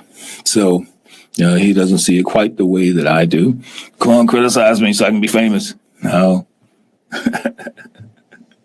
He doesn't see it quite that way unless it's in the game. If you're going to criticize me, I'll say something negative. Trump, your hair is bad. Your hair is very bad. You should adopt my style. I can hear him now. Nate, you're just jealous. You're jealous because, you don't have any hair. How does he do that thing with the baby finger? You don't have any hair and you are jealous. I don't do good impressions. But, I would be more than willing to withstand it, Trump, if, because, I know anybody who you criticize is, they are going to the top as far as being famous. So, this is not a good sign here. I've sent out that link a couple times via my cell phone, and no one's gotten back to me to link in. It makes me wonder if this thing works. And I know I can send the link out the other way. If you go on the We page, the We 123, it is something that absolutely, I know works. The other thing is, I have to experiment with this bad boy because we're on live right now, and I can write a comment and share. That's kind of interesting. If you, I said, I'm going to write here a little comment that you can all feel free to share. It says, Nate, it's the best. Anybody want to share that comment, please feel free, because I am, we're we're going to post that. Oh, there it is. It says it. Nathan Chapman. Nate is the best. Nate is the best. There it was. You know, you can look at the screen. It doesn't pop up here, though. You know, so nope. Nope. Comment on Facebook as the we. So this is, we are commenting here on my personal page or the pages I control. So, but it did work. Hey, I put it out there. It doesn't say add, but yeah, that whole experiment as to whether or not I can add you on via the cell phone is still yet to be concluded. Yeah, so as I get more people, I will, and feel free to like that and share it. Nate is the best. Well, you think, well, my friends think, oh, Nate, you're not going to call crazy. You used to be a serious guy. You're chairman of the board of regents. You're the head of a public company or something. But this is my personality. I like people. Meanwhile, I'm running a math calculation in my head. I was in the gas station the other day, and I wanted to get some chocolate. So I only want to put in, $30 worth of gas, something like that. And so I said to the woman, I'd like to pay for this chocolate, and the balance I like to put on the tank. I like about $30 worth of gas, pay for this chocolate. And so boom, boom, boom. I did the math in my head real quick. And, she said, I told her, here's the number. Here's the balance. This is what you need to put in. And she's like, you're like looking at me like I was trying to, put something over on her. I'm kind of one of these guys, kind of, blessed to be able to do math in my head fairly quickly. But that doesn't mean I'm not. Oh, here we go. Didn't you hear Earl's out there? You saw the Nate is the best comment. That was an experiment from the phone. Yeah. So that got Mr. Earl's attention. So yes, that was from there are many Nathan Chapmans. That wasn't necessarily me saying that. It could have been someone else, Earl. No. It's got my picture next to it. Fake news. My fake comment and my fake. So that was me. Mr. Earl. I see you got a comment here. So I'm gonna try again now that I know you're watching. I see here on my cell phone that I can add you via this little link here. I want to see if it works. It says here, they will receive an invite to join you. I want to see if that's true. So we're going to test that out right now and see if it happens. Hey, I have to do that more often. Put it out there. Nate is the best. Or, Nate is my hero or something like that. So just to see how I keep you guys, wake you up. Come on now. We got to get you going. That's right. We had some jamming music. I said on the radio, you'd all be like I am, ready to go, fired up, ready to go. That's the thing I want. I want to say fired up. Somebody can text me ready to go. Channeling our inner Obama, fired up, ready to go, fired up, ready to go. So I have to test that out. So I see how many of you are ready to go. I'll get the initial fired up, and then you can text me ready to go. And we'll get you involved. We'll bring you in. We're going to bring you into this thing, because we are the we, and we're starting a movement. I want you to be a part of the movement. We're the first. Who's going to be that first person who I've never met in my life to click on that link and have the and just talk for a little while. That link that's on the we, I'm looking forward to it. I'm wondering if it'll be a woman or if it'll be a male. Either way, or if you're an alien. If you click on that link and you happen to be visiting from another planet and you come, as long as you're not in any kind of freakiness or pervertedness, hey, I'll speak your alien tongue with you, and we'll talk about alien issues or whatever it might be that you're talking about, how long it took to get here, what it's like, so on and so forth. So, but the bottom line is that this is two-way talk. And the very fact that I don't see Mr. Earl popping up on the screen right now makes me think that maybe this whole thing here on my cell phone that says I can add people does not work. So that Kemosabe is not a good sign. At least you got to test the technology out. Sometimes it works. Sometimes it takes a little additional step here and there. There's a little app or something like that you have to add. Well, while we're Earl Bravo. No, here it is. Still looking for the link on your personal screen. It's not a good sign. Not a good sign. Because I'm going to do it one more time. Mr. Earl, I know you're out there watching. I'm going to hit add, and it says, bring Earl on camera. They will receive an invite to join you. We'll see if that's true. If that's fake technology notification. There we go. I hit the add button. We'll see what happens. Yeah, I know Mr. Earl knows how to come in the other way through the link. He's been on our show many times, but try it out there. You ever watch those sports programs where the guys who are the hosts kind of know the guys who are calling in talking about various things, what ought to be happening with the football team or the baseball team? I'd like to have a crew of you guys out there who are like that, who I kind of see you commenting so often, but I know, here is, Debbie from Florida, or here is Robert from Texas. He's coming in. I know he's going to come in and, talk about the, Texas Rangers or something like that, because it's two-way talk. Social media, unlike other types of two-way talk, it was kind of limited. Radio broadcasts were limited. Limited normally to your local area.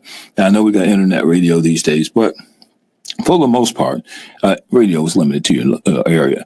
Social media, we can do this. We can talk and connect anywhere in the world. So any of you out there who are seeing me right now, we got a couple things here. Okay, I see. All right. Yes. Someone has just shot me a little pornography here. Excuse me. No, I'm just joking. That did not happen. Just trying to see if you're on your toes. If you're watching me out there, just trying to keep you all on your toes, because we want to bring you into the two-way talk show, and then ultimately other shows. I like this format, and we want to. Earl's got this comment that says Nate is the best. What? Yeah, you just put it out there. You add to it. I don't give myself faint praise. You add to it. Nate is the best. You just said, like the old Tony Montana, mess with me and messing with the best. You remember that from Scarface, that line? Yeah, I watch a lot of movies. That was one of the lines. You mess with me and messing with the best. That's what, right? And that's kind of what Earl was implying in that comment that I see. Best of what? You kind of leave it open. You kind of add to it. All right. Zuby, you out there watching? Wow, man, come on. I know you've got to add yourself to the broadcast, because we've got to talk about your technology and what's happening. Derek is watching. I see. I mentioned Derek's show is coming on tonight at 7. Culturally Conscious Network. He's going to be talking about culturally conscious issues with Donnie Glover. Zuby has got this tremendous device that helps people who are impaired with their vision. And I'd love to have you, Zuby, if you're out there, you hear the show, just go to the website, not the website, excuse me, the Facebook page, click on it. And Zuby's one of my MIT guys. He's got this tremendous technology, and you can tell me what part of the world you're in right now. So, again, this technology that enables people who have vision challenges to overcome them. And I know I'm not giving it enough of a description, but hopefully Zuby can come on and do that. Great. Good morning, Nate. Oh, I got you there. I got you. Go to the Wii 123. The Wii 123 username. Kind of if you're not there already, because I think this is coming in on some pages I control. But go to our core page is the Wii 123 and click on that link, and there we go. And we can talk. I haven't seen you since I was up in Cambridge. So I know you're doing some interesting stuff, because I see you, and I know you've won some awards. So great. Thank you for wishing me that good morning. So again, I've kind of gone against it. I said that was enough, right? Just coming in and saying good morning. You don't have to go through a big presentation or anything like that. And you don't have to. But Zuby, click on that link, and we'll just do our special MIT sign. There is no such thing. that I'm aware of. And everybody, you kept it from me. Let me see. Yeah, the little thing we do. But no. I know Zuby from up there, and he's just a tremendous entrepreneur, tremendous visionary, and what he's trying to do. And if he can, as he continues to accomplish his purpose, he's going to change the world. And so, Zuby, if you're out there and you see the link on the We123, click on that and let me see you say good morning. Here, say good morning. We'll just do that, and you can tell me where you are in the world. It's good to know that you're out there watching. And Derek, you too. You and I will be physically together. Derek's going to be here tonight at 7. So I tell you how long my days go. I'm rolling. All day long. I jump in my car, got a couple appointments, come back, got to get some lunch, and got to do some other stuff. And then, meet with people, so on and so forth. I'm rolling all day long until 8 o'clock. Yeah, boy, 8 o'clock, boy, I got to get to bed. I got to get to sleep. I'm trying to get 8 hours. But at 8, I won't even get 8 hours. It's just, that's kind of the entrepreneurial life. But I love it. I love it. People say, "Oh, Nate, you got this schedule." But it's one I created for myself. Yeah. It's like nobody makes me do it, But I love it. If you say, "Well, would you do that if you were working for somebody else?" Once I make the commitment, I think I would. Certainly, that's been the experience. Once I make the commitment, that's why I don't make many, But once I make the commitment, we're gonna make it happen. We're gonna make it happen, one way or the other. Even if I got move you aside, we're going to make this happen because we committed to it. I was talking to a friend of mine the other day, and we had this thing we were working on, and we were trying to get it done. And I was like, "Oh, man, where are you going?" He said, "Nate, there's snowing outside. They're closed. What we said, we're going to get this done today." "Oh, well, we'll get it done tomorrow." "What? We said we're going to get it done today, man." That's why, Earl and I are both Virgos, and we're kind of, that whole, we got to focus on it. And that's why we'll work all night. We got that experience together. I hear you say you're in Austin, Texas. Austin, I've only been to Austin once, and I was only there for a brief time, but they say Austin is a fantastic, fantastic place. What are your thoughts on it, Zuby? Come on in line. Jimmy, I won't keep you too long. Get that link, the We123. That's a username. If you search that, if you can't find us otherwise, search our username. We'll come up, and there should be a link there at the top of my post, and you can tell me what life is like in Austin, because it is, at least an hour earlier. Is it 2 hours in Texas? Earlier, so you're really up. If that's the case, you're up at 5:50 up there in Austin, Texas. I've got some other relatives in Texas. And actually, Texas is one of my favorite states. I was in the military, Air Force. Everybody who's in the Air Force goes through San Antonio and Lackland Air Force Base when you train. So I grew to love Texas because afterwards, the time I lived there, my first base assignment was in Texas. The thing about Texas is everything truly grows bigger in Texas. I remember once I was out, I had a little dog. I was walking my dog, and all of a sudden, I saw this thing stand up, and it looked like a kangaroo, except it had these long ears. And I tried to approach it, and it took off. It was the first time I'd ever seen a jackrabbit. In Baltimore, where I'm from, in the city, you don't see jackrabbits. But when I was in Texas, this thing, he was kind of down like this, and then he stood up on his hind legs, and he was so tall. As I said, I thought it was a kangaroo. And then he looked at me because I was trying to get close enough to him. Maybe I shouldn't have. He might have bit me or something. And then he just took off. And that was kind of unique to where I was in Texas at the time. I was in, where was I at? I think I was in Big Springs.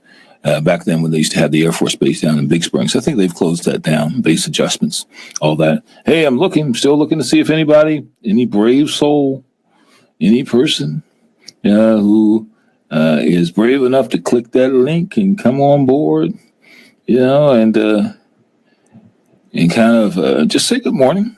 You don't have to, any of my friends out there, my fresh new friends who see the broadcast and see it rolling. This is a two-way talk format. I won't ask you anything, personal, unless you want to put it out there or anything. Just say good morning. Happy to be your friend, and I'll let you go. So, but we want to get that two-way talk. Actually, I'm going to start reaching out to some of you folks because I want to get you guys, get the mojo going and, get folks going. And then, if you want folks, it's kind of like, one of the things, Chick-fil-A is real popular here. And you see people lined up in the drive-through and lines inside the store. And then you look at other stores and there's nobody in there. And you say to yourself, where is it that I would like to eat today? And you're thinking, well, Chick-fil-A must be pretty good because so many people are there, as opposed to that store over there where nobody's there. I'm going to Chick-fil-A. Same kind of thing works when we're doing things like this.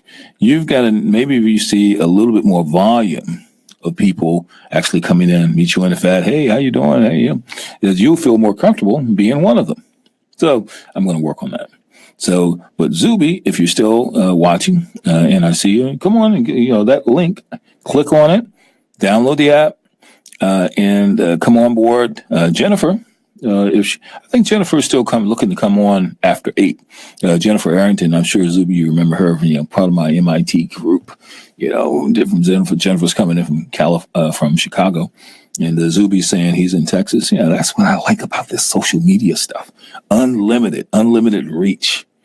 So all your friends, all your people, wherever they might be, they can come on board. And, all this started, this good stuff, after I said, Nita's the best. I have to remember that. I'll come up with something tomorrow. Put it out there. Put it out there under my alias. Oh, it says here, Zuby is saying, I can't find the link. I'm viewing the Facebook Live. I searched the We123, but no result. Zuby, that is not a good sign. Not a good sign. Oh, no, it's not the we as in, I'm going to put that out there. It's not the we as in, like we did it, we. It is the we. 123. It is the we 123. Yeah, Zuby. Okay, check that because it's not the WEE. Oh, I see Herbert's out there. Pee Wee, thank you I see the comment on my photo. Yeah, that's what I changed on my personal website.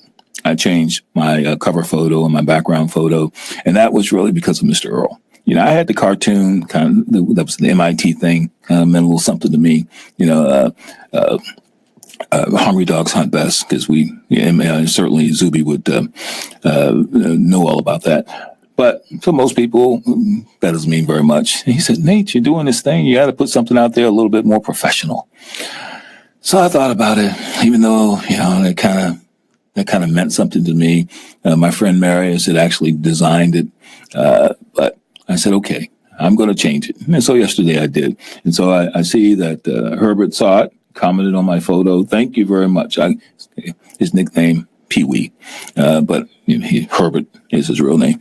But we grew up together. He was my next door neighbor. So I'm still calling him Pee Wee. It's still hard to call you. I don't think Herbert. Maybe I've said it maybe 5 times in my life. But man, it is so good to know that you're watching me and that you saw that change I made in my profile photo. Yeah. So Zuby now has this. I know that he's a brave soul. So it's no doubt in my mind, if he can find me, that he'll click on that link and I'll be able to bring him on board and chew the fat with him. I'm not going to keep him long. I won't keep any of you long. But it's two-way talk format. I'm so excited about it. That the fact that we can link in, just think, linking in. Zuby's in Texas and Jen, she's up there in Chicago, and another friend over in Africa. And I'll be trying to reach out to some of them after the broadcast, trying to get them on board. A couple people over. I saw one of my friends was over in Germany. And I kind of get them on board, get this worldwide two-way talk going, this cross-pollination of ideas and people. And we're talking about whatever it is that's happening and to kind of help us all to appreciate each other and with the common challenge that we're going through as humans. And so the larger mission, because just like everybody out in MIT, I want to change the world. Yeah, so this was my a little bit. I don't have the the virtual reality program like Marius, where you can like live forever or something like that. Although we'll leverage it. Can't wait till he kind of gets it out there. I'd like to distribute it. So I'll get my little virtual reality image. He will certainly weigh less than what I do, and perhaps we have some hair, but. But he'll be out there. So, let's see. Okay, Derek just put the link out there for me. So if Zuby, if the link doesn't work for you, the We123, Derek put that link out there. And, this is kind of interesting if the link will work from a cell phone. So if you press that link on the cell phone, I don't want to do it because I'll lose a lot of stuff. But, Derek, thank you very much. This is an experiment for both of us. He'll have to show me how he got it here on the cell phone. Oops. Glad that's not broadcasting. Every once in a while, if you set up, your bank sends you, all this information.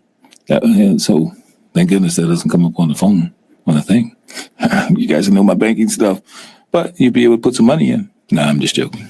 So, but while we're waiting to see if Zuby or someone else is going to be brave enough to come in or find that link, let's see if I can. And Zuby's in Texas. First thing I'm going to ask you, I got to look at the weather. Is it snowing in Texas? I guess on the West Coast, maybe the weather's a little different than what we have here. Texas, people complain that Texas is just too hot. Well, I like the hot weather. I love it. I love the fact that, back in those days when I was just starting, when I went into the military, I was 17 and a half.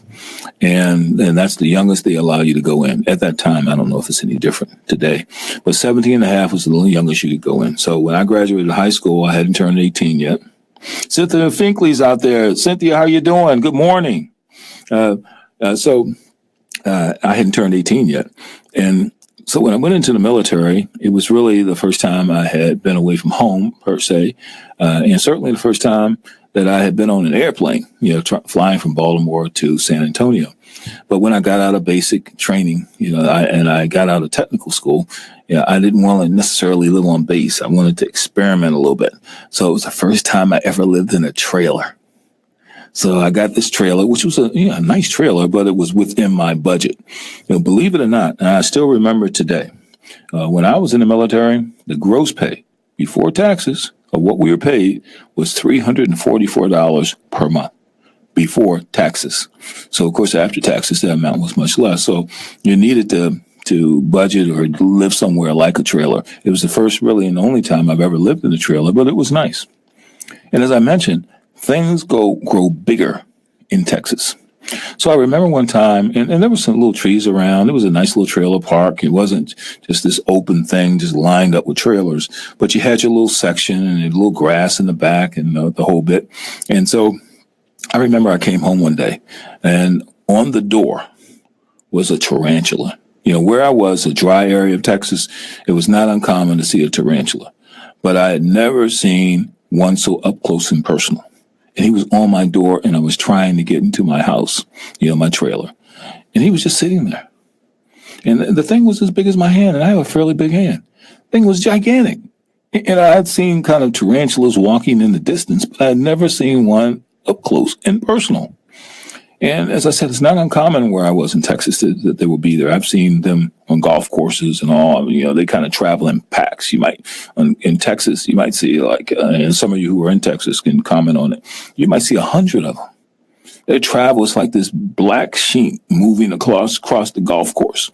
So I'm trying to figure out, man, I'm trying to jump at it like it's a human. I wanted to move. And it did move. It reared up on its hind legs like it was about to go for bad. And I said, well, I don't want to be tarantula bit because those things can kill you, can't they? I don't know. I was kind of concerned about it. So I didn't have a broom or anything. And I knew that if I took a swipe at it, first of all, he might jump just about as I'm taking a swipe. You know how it is. You think you're going to make your move. And the thing that you're going to make the move on makes his move first. And so I needed to be in a position where and I was much younger then, of course, I was a teenager. I still remember. So if he made that thing, before I could make my move and knock it off my door and really put the beat down on it, I wanted to get the right thing. So I searched, I went on to, I wanted to get like a stick that had a lot of leaves on it or something. So, and I was going to sneak it. I was going to look like, oh boy, I'm looking around, and boom. But fortunately, when I got back, he was gone. Maybe he was just passing through and so on. So we didn't have to go confrontational because I tell him, I'm from Baltimore. I'm getting inside my home. You're not going to just stand there and block me. And then you're going to rear up on your legs too, like you're going to go for bad? Oh, no. So, but fortunately, it didn't come to that. I was, his trailer was kind of tight. I was fairly sure that he hadn't found the way to come in, and we left in peace. So there was no reason for him to kind of sneak me, like be on the roof and wait for me to come out in the morning and pounce on me or something like that, So, but my point is that how big things grow in Texas. And I see my friend who is in Texas right now in Austin, and Austin is the capital of Texas, and it's got all these tech companies. So back in the day, that used to be what I would do. I think that we do business with the city of Austin. I don't think so. We did business more with the Texas retirement system, I think, back in those days. So, but hey, still waiting for that brave person to come on board. And Derek sent that link out there and see if there's some others who are watching us who are willing to come on board. So I can see you. And I'd love to see Zuby if he is got a few moments. It's kind of early in the morning there, so hopefully I'm not keeping you from getting to work or some other thing. But that is kind of, I have many pleasant thoughts of my time in Texas. And the military. I always think that, I probably would have stayed in it if it paid more, but $344 a month, that was tight, and even when I got a couple of promotions, I don't think that I ever broke $1,000 a month when I was in the military. I'm an honorably discharged veteran, and the entire time I was there, I don't think I ever broke. Phil, how are you doing? I see you out there, and watching. I know, Phil, I want you to go to if you're out there watching, and I know where you have to tell me where you are right now. You're more than likely over in Greece. So, but tell me where you are. But if you're out there, I want you to click on that link. Just say hello. Click on that link. Come on our website, the 123. Yeah, this is great. See, I should have incorporated the phone into this thing earlier. But. So I can see some of these comments. Go to our, now I keep saying website, so accustomed to saying website. Go to our Facebook page or search the We, THE, WE 123. Come on, just say good morning, and I'll let you go. We're going to get some of these folks.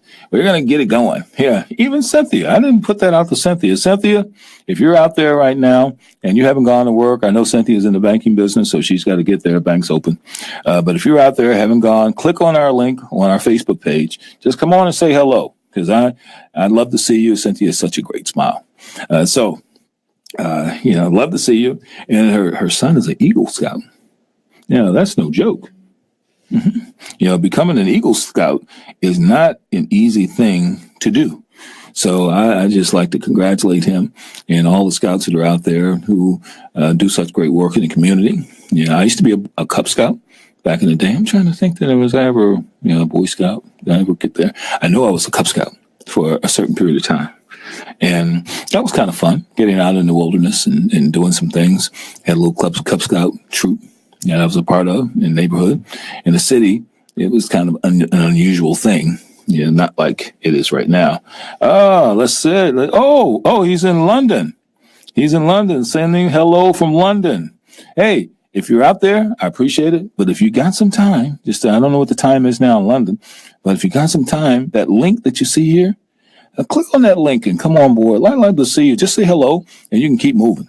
So because I'm testing out the technology as well. So I'd like to see if you're coming in from London. Love to hear you. And I know you're doing great things out there. So that's fantastic. See, it's unfortunate unless you guys could see what I'm saying if you got the page, but you can't really see what I'm saying from the split screen software. So, but so far, none of the brave souls have come in via the link, and we're going to try to encourage some people to do that so we can chew the fat. And I would say chew the fat so we can talk. But I'm happy to see that some of the folks that are watching this right now. So when just getting back to a couple of news stories, the government shut down. We talked about that earlier, how terrible it would be if the U.S. government shuts down. Terrible mainly because people will go without a paycheck.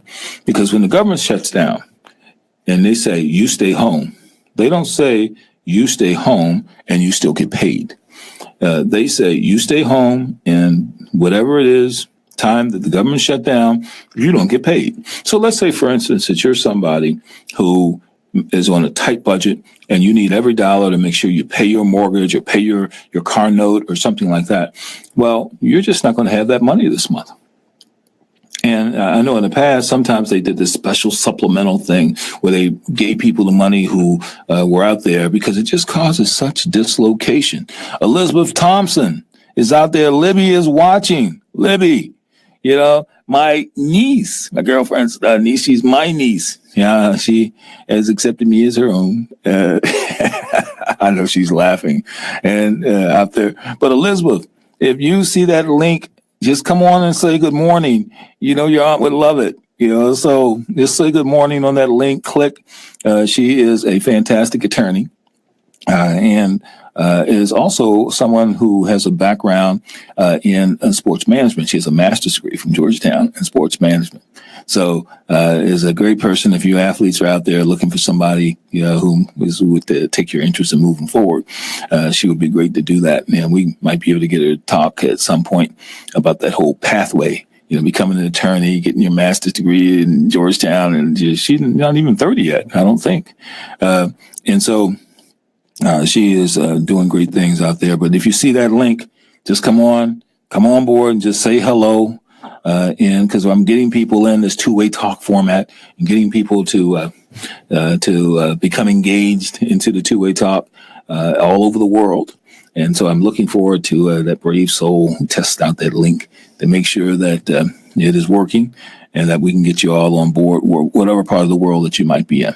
So I'm glad that I've now engaged this prop, this cell phone now, so that I can respond to everyone instantly who is out there. So you hear me and that I see you on the cell phone. So I'm going to continue to watch it and also continue to look. Oh, here it is. I got one person, just Herbert, right, who I mentioned grew up next door to me. He's like a brother to me. To say good morning. Good morning, man. It's good to see you out there. Good morning, Pee Wee. So happy to have you on board. So yes, I guess I see this. I start off at 6 and I go to 9. And it appears that many of you, more of you, are more than closer to the 9 side than the 6 a.m. side.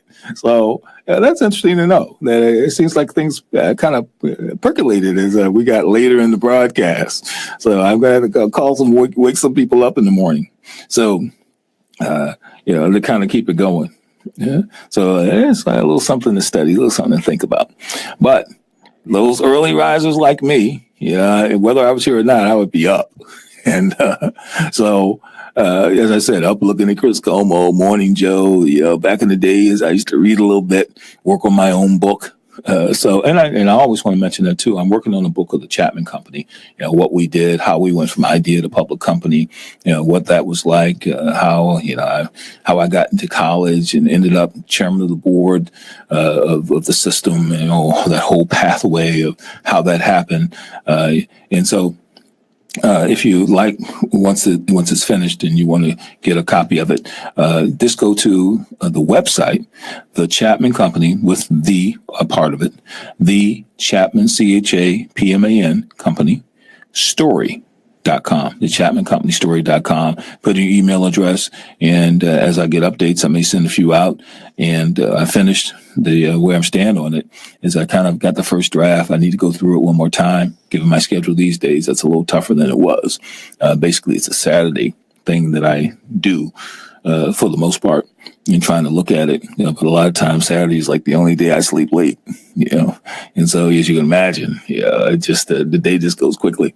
But I try to get in so I can make some modifications, get that out to you, because there's a ton of ideas, books I would like to write, but you got to get that one out. You got to get one out before you get the next one out. So look forward to ChapmanCompanyStory.com. And if you come there, I'll make sure that I'll make you aware when it finally does come out. But let's see who we have out here. We have more people who are kind of chiming in. Remember, you can always click on that link, join the broadcast just for a quick second. Just a quick hello out there. And wherever you might be, whatever part of the world you might be, I love to talk to you. I love to see you. I love to kind of go over things with you. So happy to see that. I'll see you when you come in our green room, and I'll be able to click you on board. So happy to just simply have you say hello. I don't want to you think that, oh boy, he's got me now, and he's gonna ask me all about all this long stuff, and I really got places to go, people to see. No, I'm not gonna do you like that. I'm just gonna kind of say hello to you and see how it goes. If you got to go, I'll give you opportunities. Hey, see you later. Hope if you want to talk some more, we can talk some more. But we're closing in on that final hour. It's now closing in. We talk. Facebook allows you to talk, do these Facebook Lives for 3 hours, and after 3 hours, they kind of cut you. So I'm not trying to be cut by Facebook. So a little before that, we always just cut it off, and we're not trying to get Facebook blocked or anything. Oh, you violated our policy. You exceeded the 3 hour limit. Not trying to have that happen. So we cut it off a little bit early, and so that's why we do it. But this 3 hour format is one that I love. Yeah. I love the fact of seeing the people out there just coming and going and coming and going. You don't have to stay and watch me 3 hours straight. Well, I've never done that. I've never but my friends, my road dogs like Earl and Daisy, I know they're out there watching me, making sure that I don't like spill over and knock the mic over or something like that. Or do something too radical. And if I say something, he's like, "Oh, Nate, man, you ought to redress that or something." My friends are out there. So, because I certainly don't mean to offend, at all. I just kind of tell you a little bit about what I'm thinking, go over some news stories, and we go into our two-way talk thing and get my guests to come in here. And we squirt them, as I said, with that hand sanitizer because that flu. I'm not trying to get that. And so we squirt them with a little hand sanitizer. And then when they leave, that's the one thing I don't have. I got to get some wipes, kind of wipe down my doorknob when they leave. They come in here coughing. Hey, Nate, give me 5. I say, oh, yeah, man. Hey, I'm with you. And then, sit you down and let someone else interview you. I know it's not like that, but I'm going like this the whole time. So let's see who we have out there. That's coming in. Oh yeah, okay, we got some folks. So we'll see who if that brave person is going to be coming on board, and we're still rocking and rolling here to around 9:00 Eastern Standard Time, and that's kind of what we do here. We do here that we're here Monday through Friday, so I'm going to be here Monday through Friday. The schools may close. The situation may seem dire on the roads, but I'm kind of coming in here, to try to, I want you to know I'm going to be here and that we can talk about things, and we're going to be launching. We've got a reaction out there. Who's that reaction there? Oh yeah. People give me a nice reaction. Great. Thank you. Appreciate that. We, don't forget to share us now. If you share the video, with others, let them know that we're here. Let them know that that we're open to people who want to enjoy this two-way talk format, not just me talking or not just some group or not just simply my guests talking, that it's a two-way talk format. and that we would love to have as many people as possible participate in it. Don't have to worry. I'm not going to say anything that would, kind of get you going or anything like that. Not like my friend the other day who said I need to lose a few pounds. He didn't have to join the broadcast. He was telling the truth. Yeah, that's, most people know I've got an 80.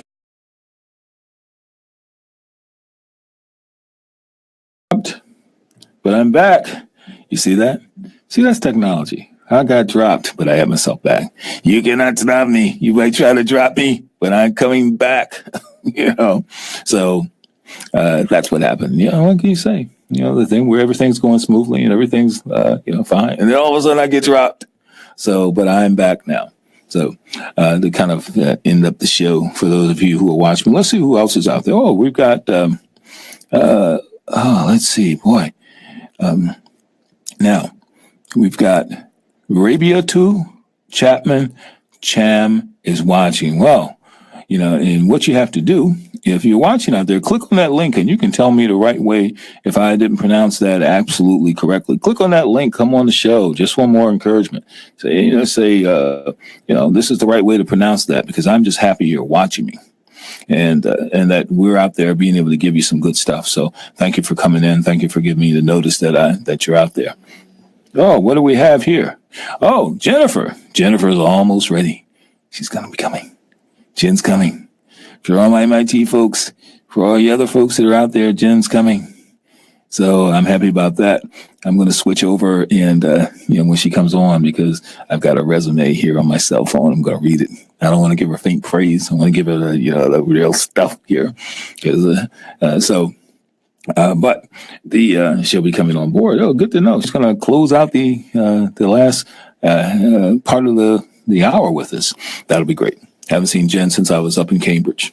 So that'll be fantastic.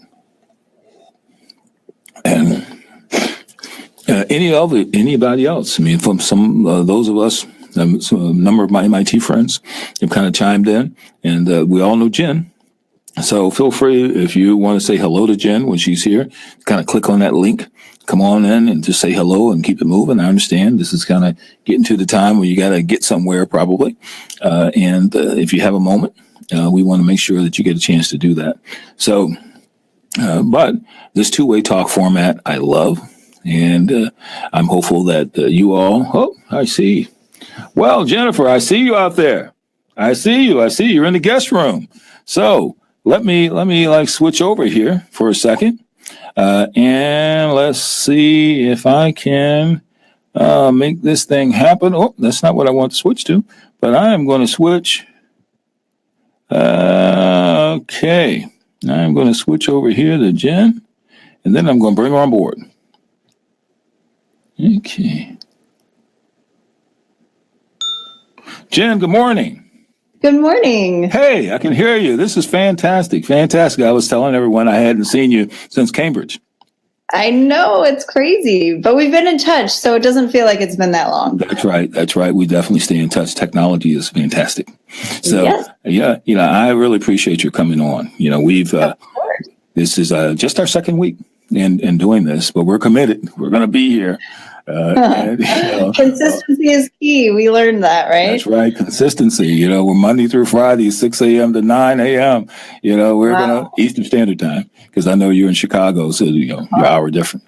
But we're going to be here. Then I've got another show, Chapman Means Business, that I do later, where I have entrepreneurs who come on and we chew the fat about issues and so on. And then one more show, Money Masters, my background in investments. So I invite people on. And then I help other people to get their own shows going. So, and I've got a gentleman who's got a show that's going to launch 7 p.m. tonight. Another one who does one on Tuesdays, because there's a lot of infrastructure. If you want to do graphics and what we're doing now, split screen and all that kind of stuff. If you don't want to be bothered with that, then let us do it. So, ultimately, I love it, and I have to compliment you on the quality. I was just trying to do a video with someone for a talk yesterday, and it kept cutting in and out. The sound and consistency is great. Oh, it is. And that's really a part of it. You know, all of what we're doing could be done wirelessly, but if you do it, it keeps dropping all the time. So you got to make sure you're plugged into the wall. You got to go Ethernet and be plugged in, and then you got the best chance. And even with that, you get dropped, and you got to come back in and start the broadcast. But Jen, I'm just please allow me to just read a little bit. Jenny is a different kind of yoga teacher. She takes her love of academia and science, blending it with many styles of yoga to maximize her students' experiences. She teaches at Northwestern University, Kellogg School of Management, and in the studios around the Chicago area, specializing in yin yoga. Now, I'm probably going to mispronounce some of this. You can correct me. And Kundalini yoga, and Hatha yoga. Hatha. Uh-huh. And pranayama, and many types of meditation. Author of upcoming book on overcoming disorder eating using ancient and little known yogic practices.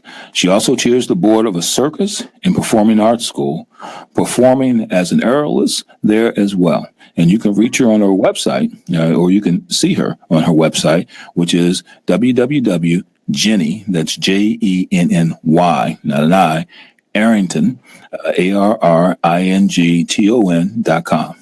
Great. Okay. Thank you. So it's a pleasure to have you. I'm going to switch back over to the Facebook page in case we get some comments via the phone. You know, what I've noticed is that I get comments that come in on my phone, and I get comments that come in on the screen. And so I just go back and forth. Let's go back and forth. I love that interactive part of it. That's awesome. Yes. And I know you stayed up with what we were doing up at MIT and entrepreneurship. And what have you been doing with that before we get into the yoga part? Well, so the project and the business that I took to the boot camp at MIT was a product that I came up with accidentally. I was trying to create a yoga product, and I ended up with a garment that could be worn many different ways. So because I found like there was some traction at MIT, I kept going after I left and probably went for another year.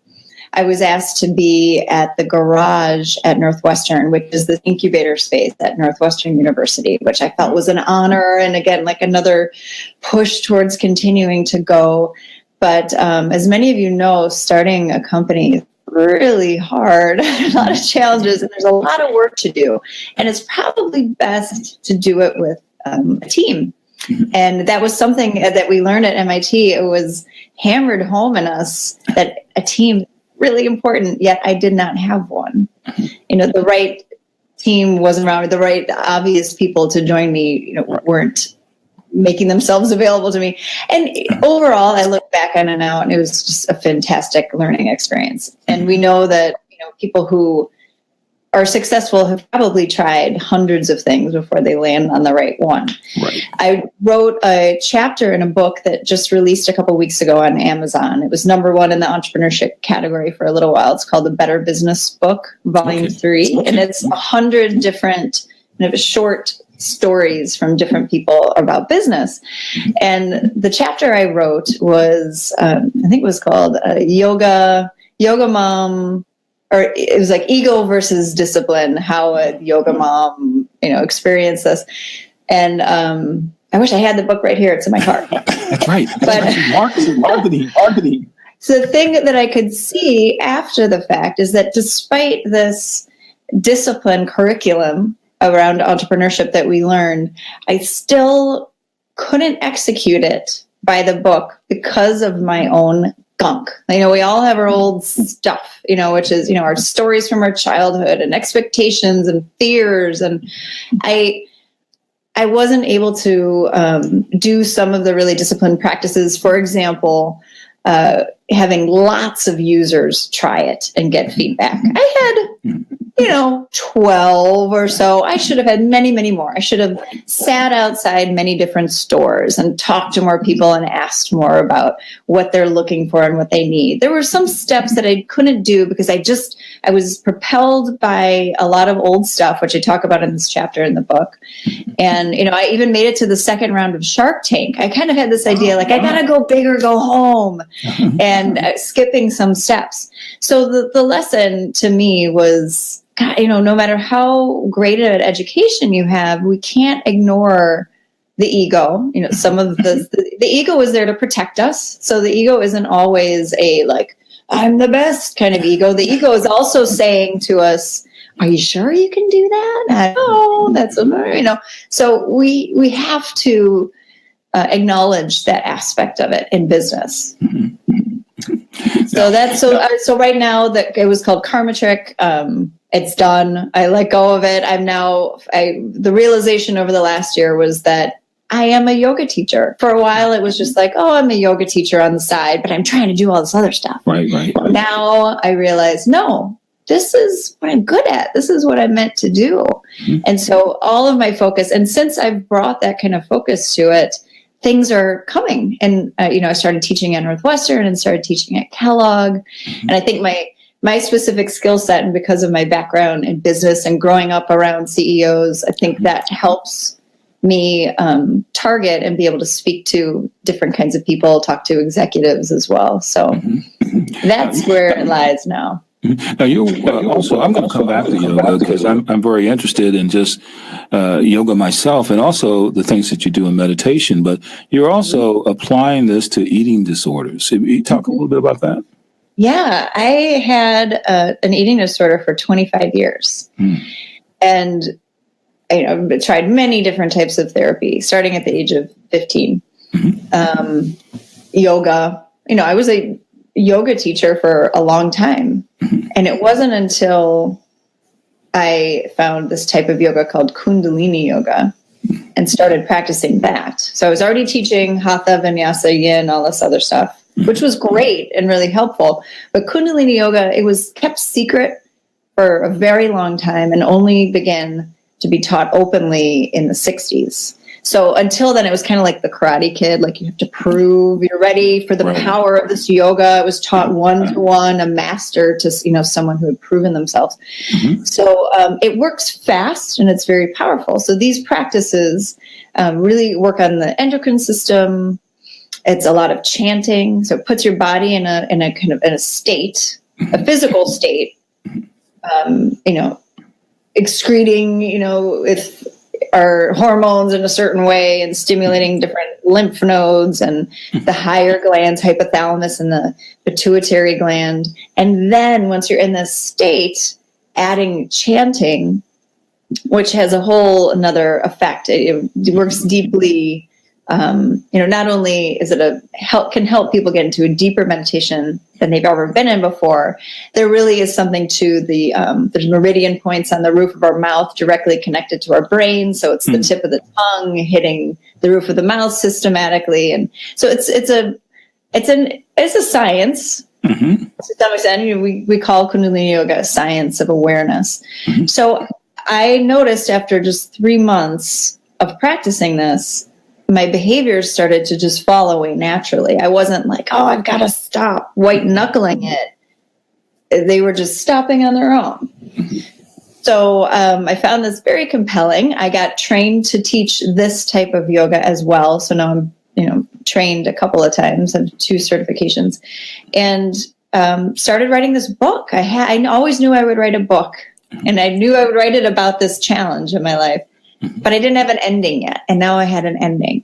So I wrote the book, and I'm now pitching it and sending it to agents. If I don't go the traditional route, I'll just self-publish it. But it's eating disorders are really tough to crack. They're tough because with alcohol and drugs, you can remove the alcohol and drugs from your life.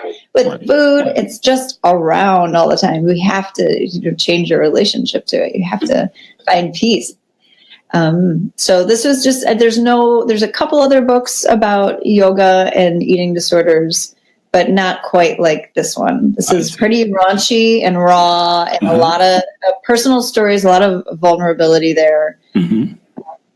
Wow. Wow. A labor of love too. Yeah, I'm writing my own book on my story, my company story, so I know it is. It is not easy, and especially given my schedule. I got my first draft done, and I still don't have anything I feel comfortable showing someone. So, show it to at least a couple close friends. Mm-hmm. It's good, and it's all in the rewriting. Right. I showed it to several people, and knowing it was totally rough, just a kind of brain dump. Do you feel like your first draft is kind of like okay, I just need to get it all out first. Oh yeah. And then we go back and we tie things together and smooth it out. But it's good to have some feedback. Mm-hmm. Send it to some friends. Well, I'll send it to you when you get some time. You take a look at it. Yeah, but I know. Also, you're an aerialist. I've seen some of your videos. You're fantastic. How did you get into that? And I know you have your daughter who does some stuff as well. My daughters are both into it. It's a circus school. It's the first circus school in Chicago, but it opened up right as I was leaving for college. So I'm living in the town I grew up in.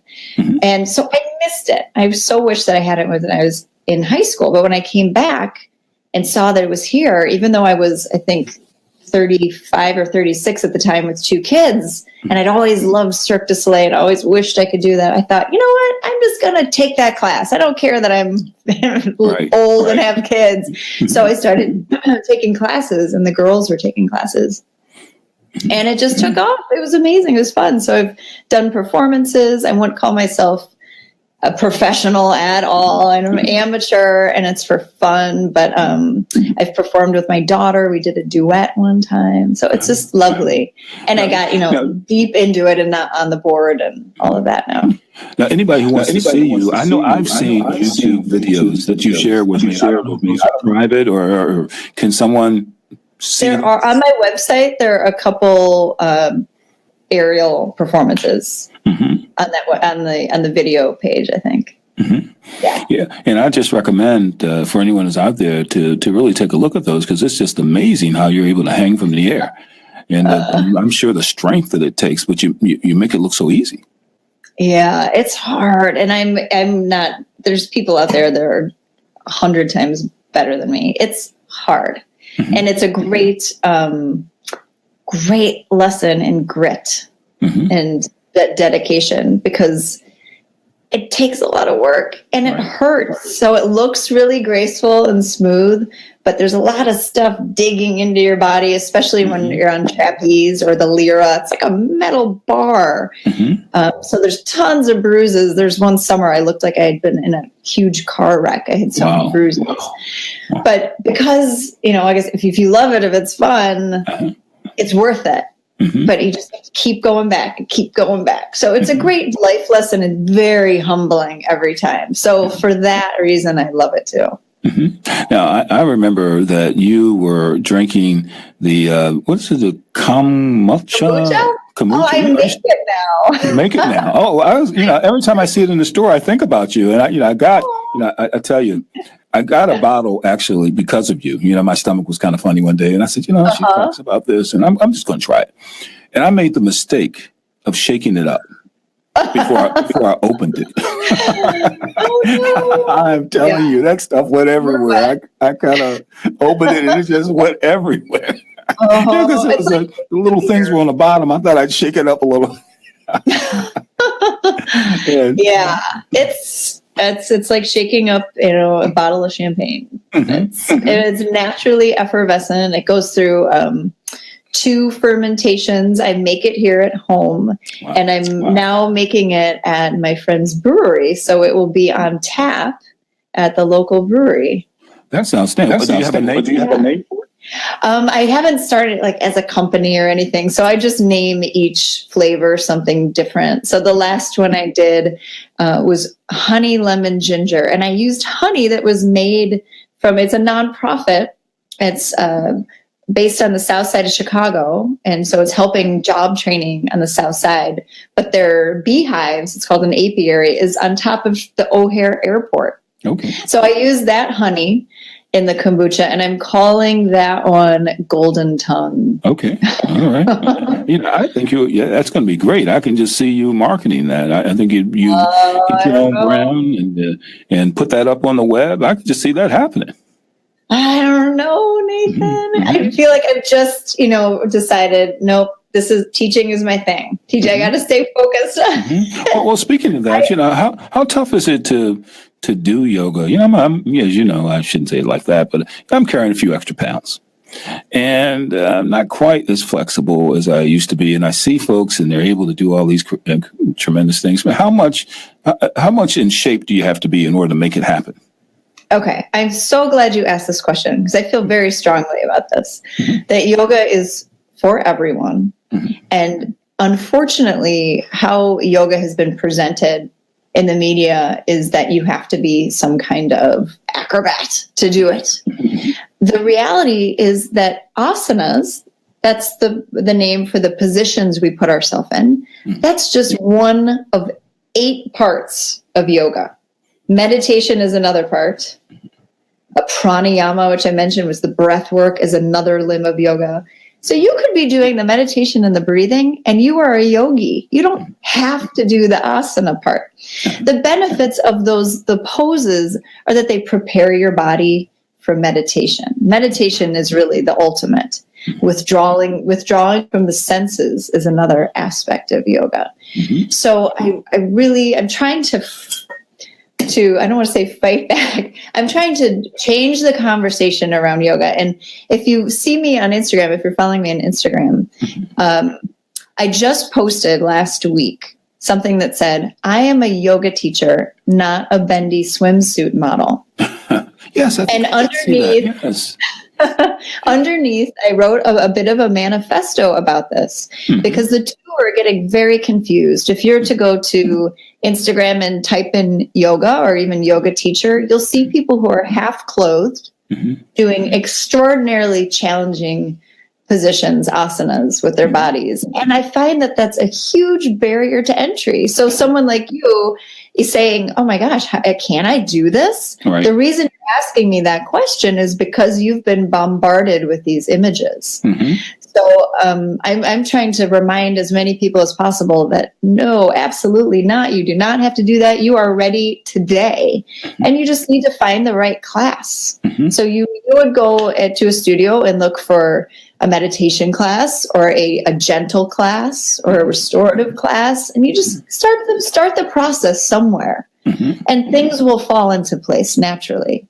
But yoga ultimately is about connecting with your true spirit, the essence of yourself, and allowing the layers, peeling the layers off of all the gunk that's getting in the way from you shining your brightest. That's yoga. That's it. Now, do you have any tapes, or not tapes these days, but videos online? Yeah, videos. Yeah, so I have a YouTube channel that I'm building up. The production value I'm going to be boosting very soon, and I keep getting asked by my students to make videos. So I am getting into that, and it's really helpful. We learned about this at MIT to have a user, a very specific persona in mind. This is part of my training is coming back to me here. It's really helpful when I have one specific student come up to me and say, I've been practicing yoga for years, but I can't meditate. I can't sit still. So I'll make a video specifically for that person. Or I have someone say, my hips are so tight, I can't even sit cross-legged. What do I do? So I'll make a video specifically for that. So I love hearing that, send me your questions, send me your issues and what's challenging you, because I'll make a video specifically addressing that issue. I know one of the things that I know when I'm stressed, you get this tightness in your shoulders and tightness in your neck. You kind of put something out there on that. I know I would appreciate it. Okay. Well, I can tell you right now, part of that is not breathing properly. So a lot of us, and we're the only animal on the planet dumb enough not to breathe properly. We breathe properly for about maybe the first 5 years of our lives. And then we have to sit in school for a long time. We're immobile. We start to have tight waistbands and all this, holding our guts in. And then the breath becomes this little shallow breath up in the chest. And the shoulders start to do this kind of thing all day long. And that also leads to the shoulder and neck tension. So I do actually have a video out there on how to breathe properly, which you can watch. And that'll be step number one to relieve that shoulder. Yeah. How would you access that video? Or your go to YouTube and just type in Jenny Arrington. So you'll find my YouTube channel. Okay. Yeah. Okay. Well, I definitely will. And then on Instagram, all my stuff is uplifting, not triggering. There's no naked yoga.